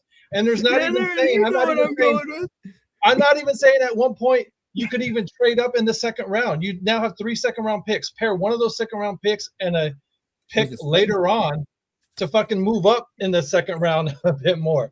So you know what I mean? To get a guy that you maybe see if you're worried about one of those tier 3 guys not being there and stuff. So that's all I'm saying. I landed the plane. So go ahead. So look at that. We gotta give a shout out right away on this one. Here's our thing. We got King Bravo Stockton, huge shout out, Thanks giving us super chat on this one. Yes. Go ahead, JB. Trading picks is what Poles does and does well. That's a very good point. He has. Yeah, he does have a knack for trading. He does. Very well said, John. Thank you again. Trading back. Yeah. This is not trading for DJ Moore. This is not trading and getting Caleb Williams. This is not that. No. We're literally saying that if you can finally, because I always talk, when are we going to get that guy? So if you feel like Loveland last year was a position of need, it wasn't the only position. It was one of many, but he was your guy. He was that guy at 10. You took him. So if Peter Woods or Keldrick Falk or Caden Proctor is there, and that's your second to the last best person you want in the first round because, let's say, Bain or whoever is gone, you didn't have a chance of getting Bain anyway. So if that was on your draft board, you were dumbass in the first place because you were never going to get him. Yeah. Right. But if one of those guys is available, damn, trading back for next year, I still need to win now because, like I keep telling y'all, you got a $75 million player coming up in 2 years. Get these kids now and let's win. But see, now you're talking something totally different. We just said if the player was not there, yes, we're not the saying players that you want, it. it's still about value at the end of the day. So what you want? Now, let me give you this scenario. So you're gonna sit up there and say, if the Bears, the best player available is a damn wide receiver, they should just go ahead and take him, huh? But it's not the best player available of what your board says, your needs, Val. Don't be slow. If that best player available is not the best player round, you're gonna period. take him. So if he's in the second round, you got a second round grade on him. You like shit. Fuck it. Let me go ahead and take him in the first round when everybody else got him labeled in the second round. Yes. You just gonna sit up there and take him. And you get another position that you had a first round grade for. You may not have them there. That's the thing. They have, in my opinion, at 57 and 60, they might not be there. What are you talking about? At 57 and 60, you running into the same problem. 57 and 60. Y'all killing me with this. The Bears have the 50. Y'all are freaking crazy. The Bears have the 57th pick and the 60th pick at the end of the second round. So that second round to Crook's position. I'm about to go take a shot at tequila after your tier 3 players. Damn the tier 3. Give me the top of the tier 2. Give me the bottom of the tier 1. Give me somebody. Give John me King Bravo said. Gives us another one. Love it. Is very involved with every pick on O and D. That's a very fair point, John. Thank you again for that as well. Yeah. Like, he does, even on the defensive side of things, I really think he does. JB, I think we all agree with you on there. If there's a guy on your list that you have as a tier 1 or tier 2 guy, that's a safety or a edge or tackle, whatever, even linebacker, then hell yeah. You need all those positions. You gotta take them, man. But the thing is, what we're saying is if that you're there at 25, your guy on the list is pretty much very closely identical to somebody that you can get in 45 or 46, because I think that's where the Colts are picking. You're making that trade. I'm not. Shit, or the damn Jets. I think he said the damn Jets, and we know where the fuck they picking at. Well, Jets have what, like 30 first round picks this year? They might as well draft them. It's the Falcons. It's the Falcons and the Colts. Mm-hmm. Yeah, Falcons and the Colts. Jets have like 5 or 6 first round draft picks. Yeah, the Jets are set up for the next 2 to 3 years if they draft good. But what I'm saying again that's a good if they draft good. You don't what they say, a bird in the hand is worth 2 in the bush. I don't know what 2027 might bring, and I don't want to know, especially if I got the damn bird in my hand right now. Well, that's the thing. But see, what you're trying to do is you're trying to say that if that player's right there, that we should go ahead and take. And we all saying, yes, if that player's on your board and he's right there available at 25, you take him. That's what we're sitting up there saying. We're saying that if the guy is not there and the guys that you want are second round grades, why are you staying there at the first? Why don't you just trade back and get some draft capital and you still be able to probably get this guy? And you would be trading back to 47. If best player available is a fucking wide receiver, you're going to sit up there and say, all right, well, guess what? Wow. Guys, we have spent so much time on this one. Another wide receiver. You don't listen. The best player available on your board, not the best player available in the damn draft. So once again, if they're in the second round, you better not ever go for a GM job, man. You kind of slow. Why the hell are you sitting up there and get them in the first round? You taking a reach on the guy that you got in the second round, and then the best player. If you have a chance on your board, if you have a chance to get a game changer, somebody that slipped out the first round, and you know what? Cool. You want to keep talking about receiver? Our dumbasses did that with Randy Moss. How dare you? And how dare we? So if we have a guy. Hold on. The Bears were dumb for not getting Randy Moss. They didn't get Randy Moss because that's what I'm saying. They got Randy Moss because of attitude and all that shit that they said he was doing in college. And guess what? That's why they went with Curtis Enos bum. And we need some attitude here. We need some attitude here. Is Curtis Enos still alive? If you have, let's say, your 5 best defensive edge rushers, your 5 best left tackles, all 10 of them are not going to be gone by the time you go to 25, considering what other teams needs. And 2 teams don't even have first-round picks, so which means the Jets and them are going to pick 2 different people, and whoever else got their pick. You have first-tier players. You will be doing yourself a disservice by not getting that player. You mentioned it for Caleb Downs right there. I'm not trading up for Caleb Downs, but guess what? If the person that's rated right under Caleb Downs is available at 25, and my top 2-3 edge rushers or whatever is not there, guess what? I'm getting that guy. Hey, what if he's rated don't you? You smoke crack, don't you? Clearly, y'all do. One Sports said. He said, so taking Darnell Wright and trading back to get him and draft capital was a bad move too? That's 1 to 11, and you got DJ Moore too. It's not the same. Next. What are you talking about? They didn't get DJ. They could have got him. They got him right then and there. He was not the same. He was available. You still could have got him. You could have got him. What we're sitting up there saying is that if the guy is available, if he's a second round grade, you're going to sit up there and say, you're sitting at 25. He's graded in the second round. Let's just go ahead and take him at number 25. You said talking about other positions. Are you fucking retarded? Are other positions? Did I just sit up there and tell this man that none of the guys that you got on there are graded as the first round? Bro, so you telling me that's why I say leave this to people who actually study it. You don't. God. Leave it to people that actually study it. You don't. God. So if there's a safety available, so you know you got to your ass. You do that one more time. Let me see. You said what?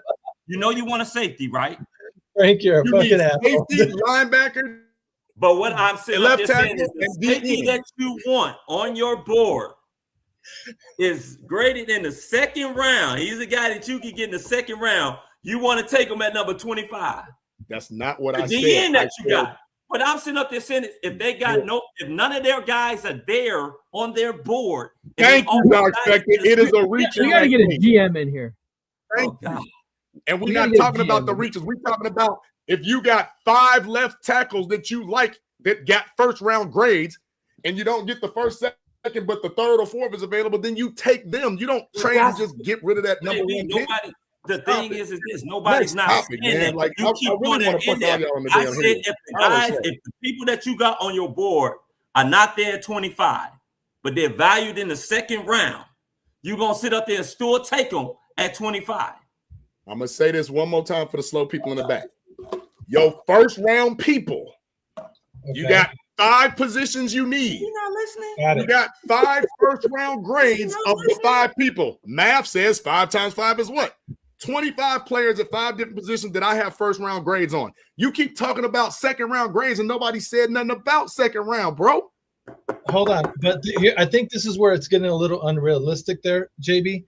There's no way in hell that you're going to have 5 D tackles that you have 5 first round grades on. There's not going to be 5 safeties in this draft that you're going to have first round grades on. You want to bet? You want to bet? Oh, yeah. Because 5 safeties are not going in the first round. You want to bet?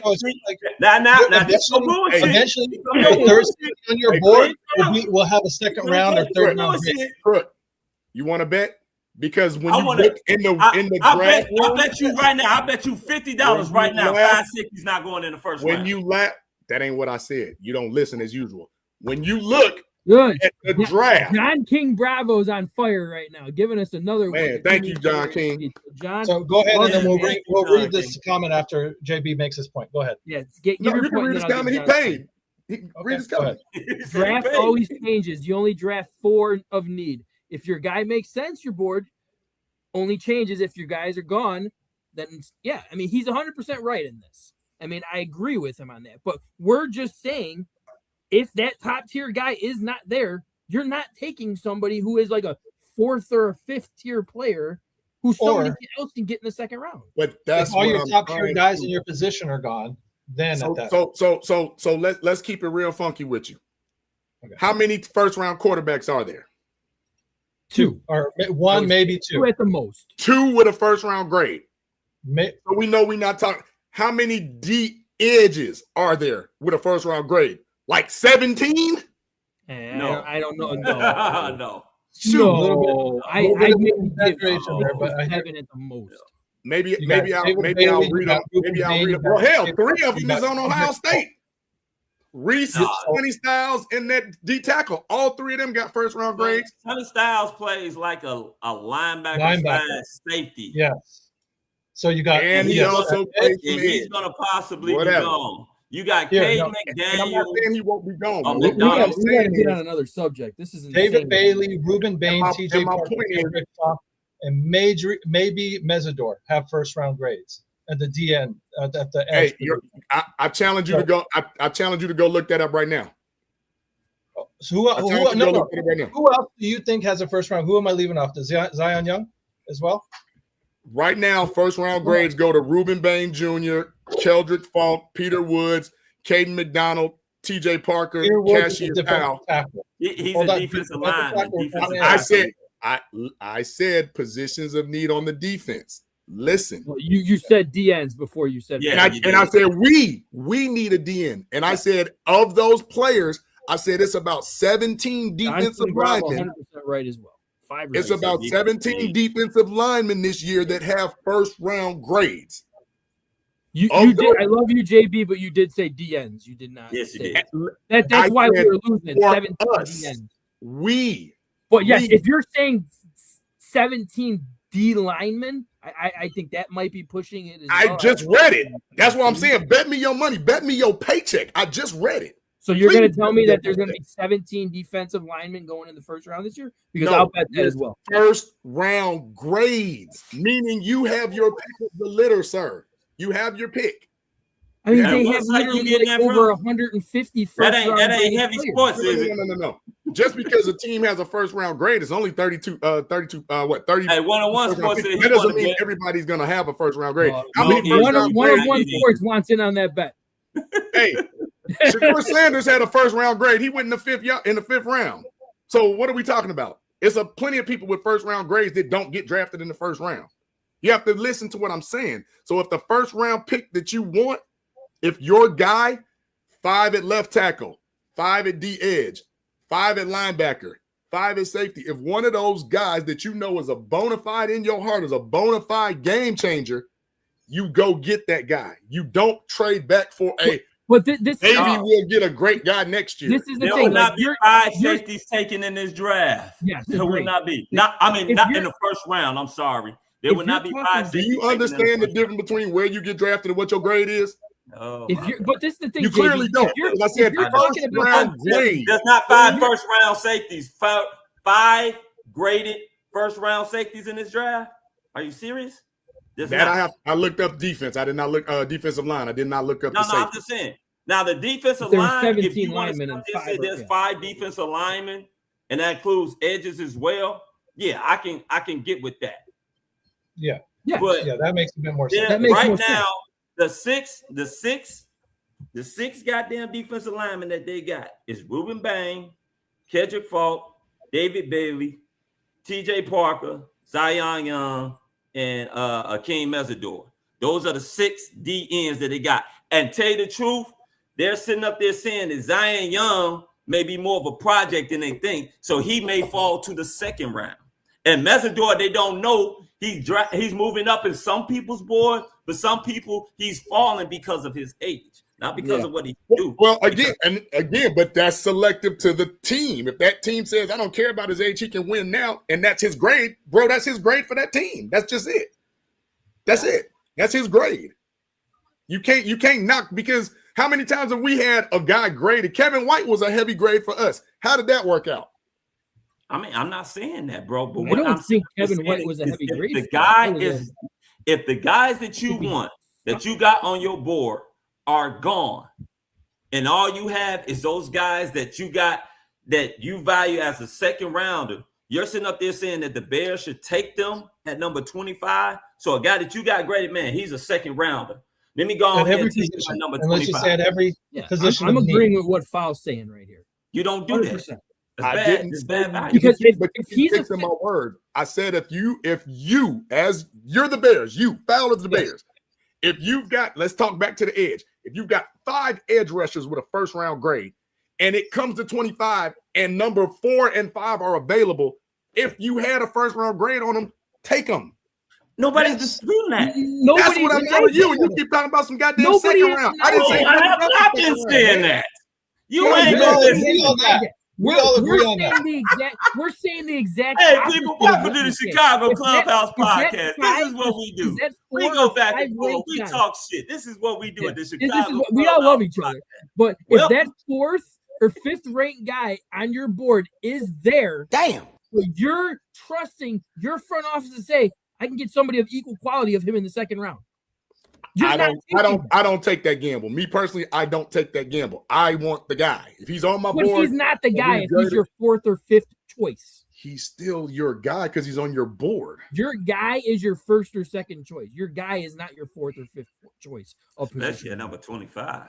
Especially at 25. I was about to say something, but I'm gonna be polite. I'm gonna be polite. When the hell are we ever polite on this? He's a guy that you want if he falls to you, but he's not. I'll say it this simple. If we look at our dumbass Chicago Bulls, we know, Lord, please don't use we know we good and damn well ever in we fucking know sports history. We know good and damn well that we don't do the right thing in certain areas where we should have drafted a guy, but we took a flyer on somebody we thought was this, that, and the third. That's what Chicago does. So for me, I would like to actually draft the guy, especially. So you're not getting the guy at 25. You don't know look that. What Stuckey said. He said, if the guys on your board are gone, you better get a bigger board since you're at 25. If your guys are gone, then you go for value. Agree. If Poles is there and he says that is my guy, you take that guy. Nobody is denying that. But if you're saying you can get somebody else that is not the guy, you're trading back. And if you say there's a safety, that is not the guy, you're trading back. You're trusting your front office to tell you. If that guy is the guy, take him at 25. Nobody is denying that whatsoever. But that's all I've been saying this whole time. Like if your guy at you're 25 not looking has the to other be way a around. What if the guy is not there? At any other positions, then you trade. But I'm just saying, if you have that's one of the guys at any other position, you just spent a half hour doing this shit. That's not what we've been saying. Now you kept talking about second round grades and picks. No, I said what I sit up there and said was that if stop saying sit up there, you didn't sit up there and say shit. If you add 25 and the guys that you had on there, they're not there, and the guys that you got that's on your board, they're second rounders. I said you sit up there and you trade back. You trade out of that position. That's what I was talking about tiers. When I was talking about tiers, that's why I said tiers. But that's why I also do that. I said what you don't want to do is take a best player available. Like let's just say the best player available at 25 is a fucking wide receiver. You ain't gonna want to take him.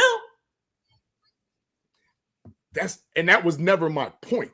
I specifically said I was just on your board, meaning linebacker, D-edge, left tackle, safety. If one of those positions, let's just say it's one of each, what are the chances of every first round person that you got at your board is going to be gone at 25? What are the chances of that? I really want the DN, but he's not there. Fuck the left tackle. Fuck the safety. Trade back and let me get something else. Those three positions at 25, you have a list of the guy. Not a 4th or a 5th choice at that position, but the guy. You're taking him. That is not a high risk at 25 that you are going to find the guy on your board. It's just not. See, and I just don't know if they have first round grades on 5 safeties in this round. This year. 5 safeties ain't going in the first round. No, you'll be lucky to get That's maybe why I 3 keep telling you, just because you have a first round grade doesn't always mean you go in the first round. It's all about how other people perceive you. Agreed. No, for sure. But that's what I'm saying. Shador Sanders had a first round grade and got picked in the 5th. You see it happen all the time. Okay, Luther Burden should have been a first. Well, no, I'm sorry. Luther Burden had a first round grade and went in the 3rd. In the Thank you, second. Green Bay Pack-Tards. So, I'm sorry, he was the second pick. You're right, second pick in the 2nd. Like it happens, You bro. was a high 2nd round pick. So we should probably do shout outs here since we're getting up to it.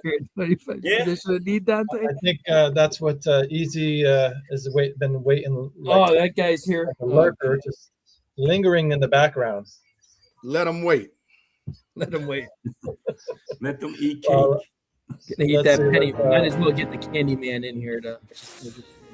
Yeah, let him promote his show real quick. Oh my Hi, god! guys. Scary as shit, dude. Oh Like my literally, God. it looks like a fucking killer clown. Oh, we got a real Bear fan here. John Wayne Gacy. John Wayne Easy.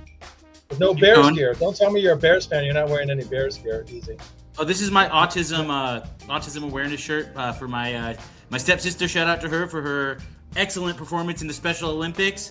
Always. But you feel real shitty now, Crooked. She's a great roller skater, and she's my dear friend. So shout out to Mal. But yeah, also in addition to that, I wanted to say Easy Does It coming up on Saturday at 2 p.m. Central Time. Got a lot to talk about. Got some baseball. Got some football. Should be a great show. Tune in, and yeah, that's all I got. Peace.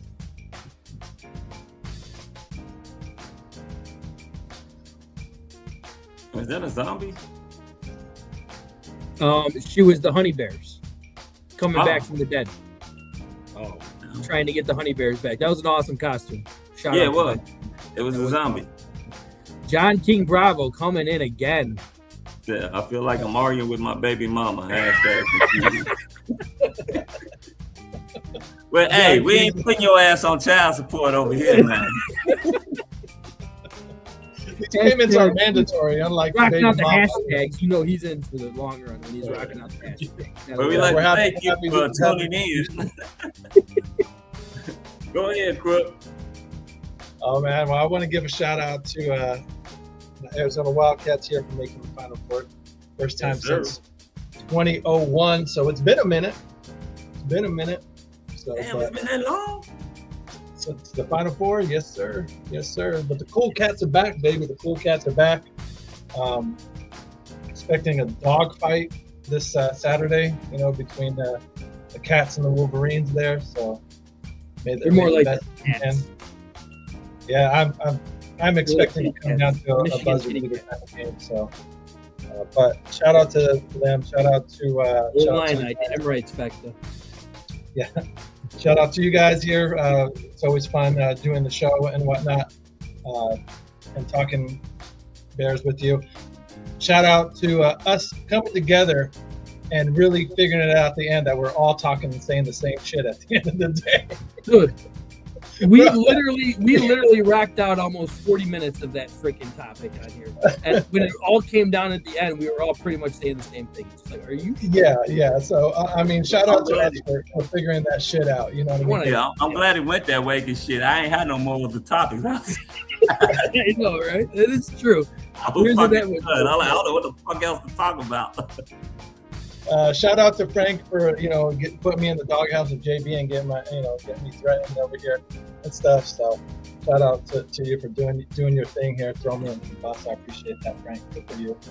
And last but not least, shout out to 4-Star Chicago Sports. I was on their show yesterday night, guys, talking Bears football. They were kind enough to have me on as a guest on their show. So if you guys haven't checked them out, I suggest look them up on YouTube. They have some good talk there, talking opinions there as well regarding Chicago sports. So Yeah, check them you know out. what I And liked and I subscribed today channel.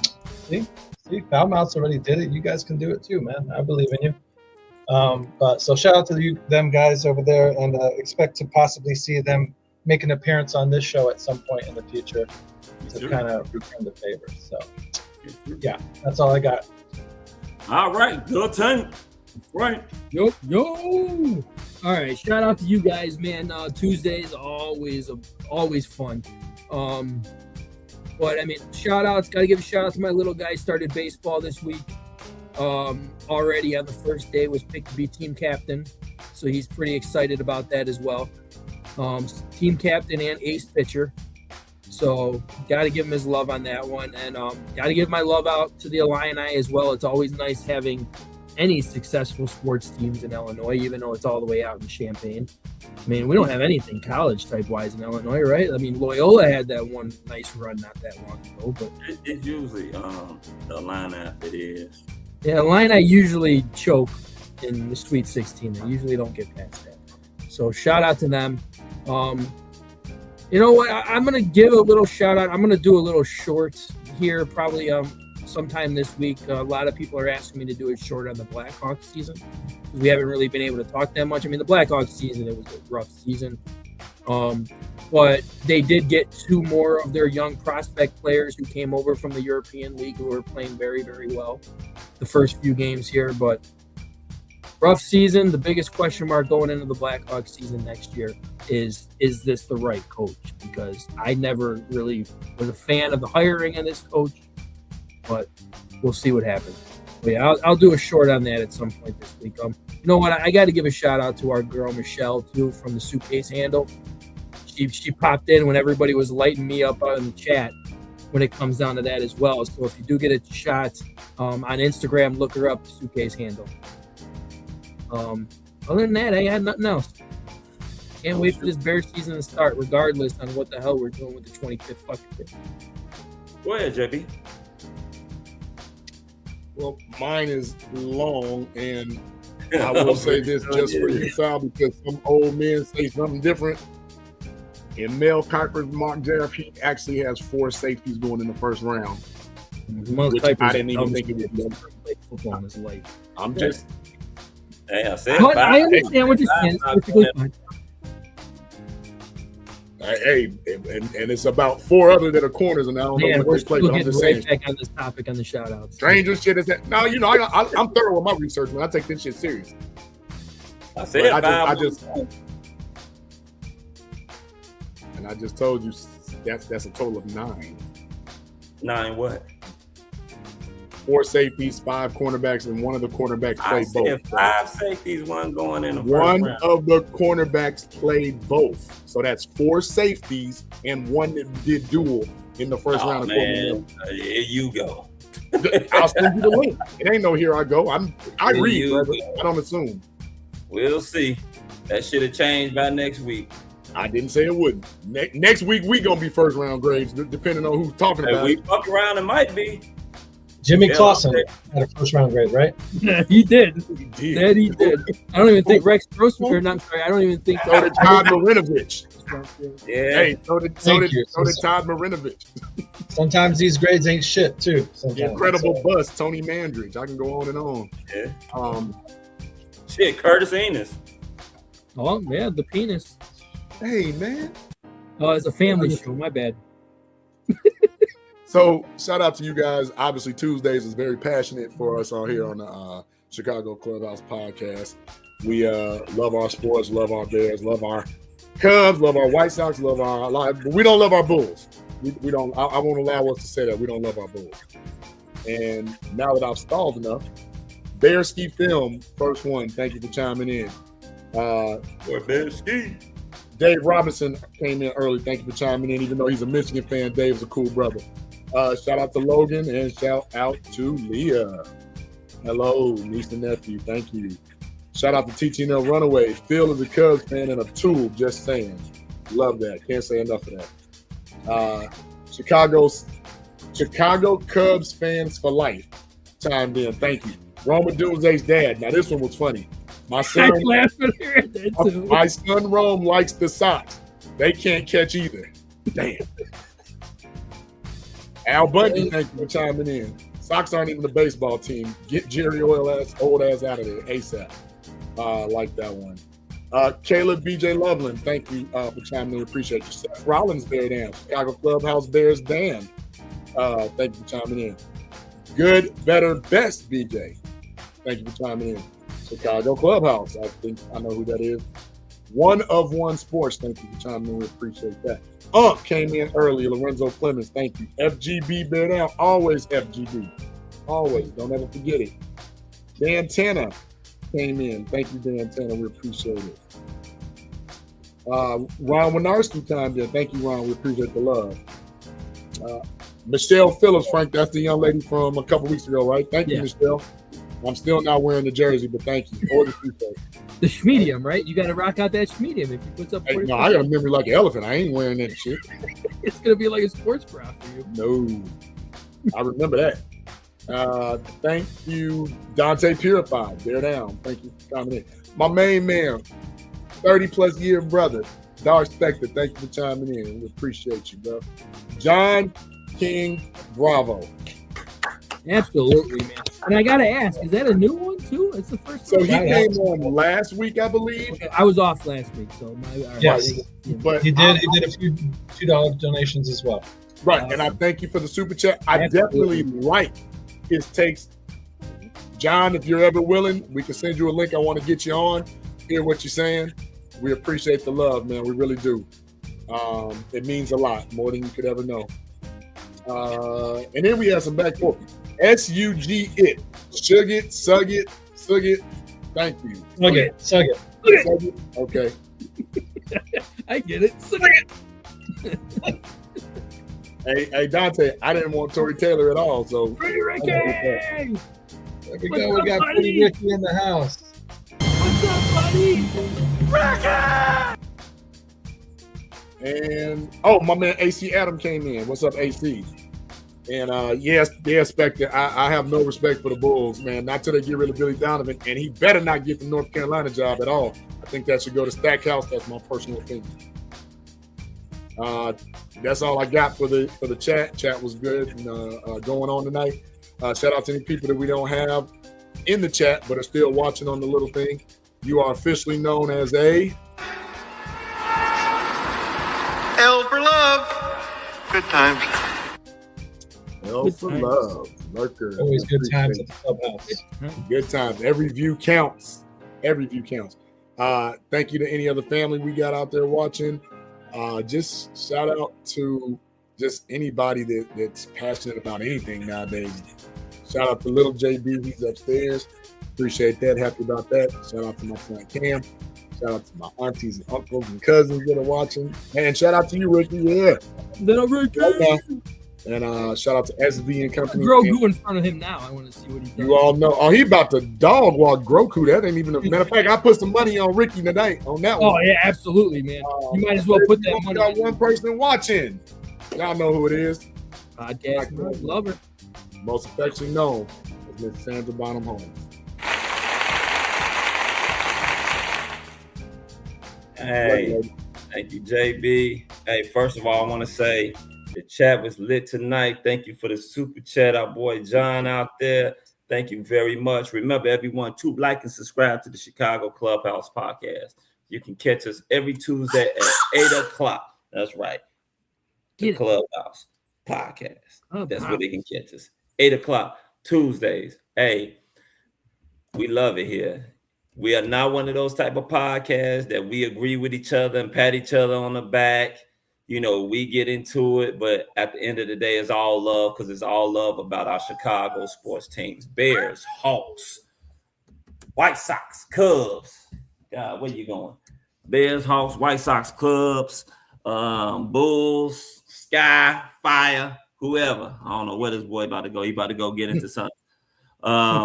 All that type of stuff. Remember to like and subscribe. Tell your mama, tell your pa, tell your sister, your brother, your auntie, your uncle, your cousin, your neighbor, your babysitter, your side dude, your side chick, the drug dealer on the corner, tell the hooker roaming the streets. Tell them all to like and subscribe to the Chicago Clubhouse podcast.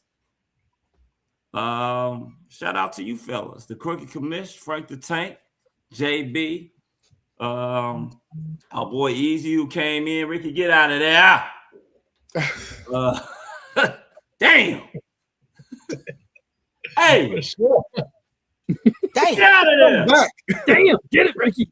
Get it, Ricky. Ricky! He's looking for Grogu right now. He's picking I'm about to make this real fast. He in there getting some shit he ain't supposed to. Oh shit! Don't bring out Daddy's toys. Yeah, please don't. You don't know if it's daddy or mommy's toy. Hey, get out of there. Yeah. So Meatloaf. Hey, like we said, like and subscribe. What the fuck is? What is he doing? I just heard some water. So anyway, for Crooked Commish, Frank the Tank, JB, I'm your boy Val, and for my boy Pretty Ricky that's getting into some shit, I'm about to go get him right now. We like to say peace, love, and soul. We out. You got to decide whether you're a wolf or a sheep. Where'd Philbot I go? wonder what Ricky is right now. Yeah. This has been a Chicago Clubhouse Network production. It's over. Ricky has. We out.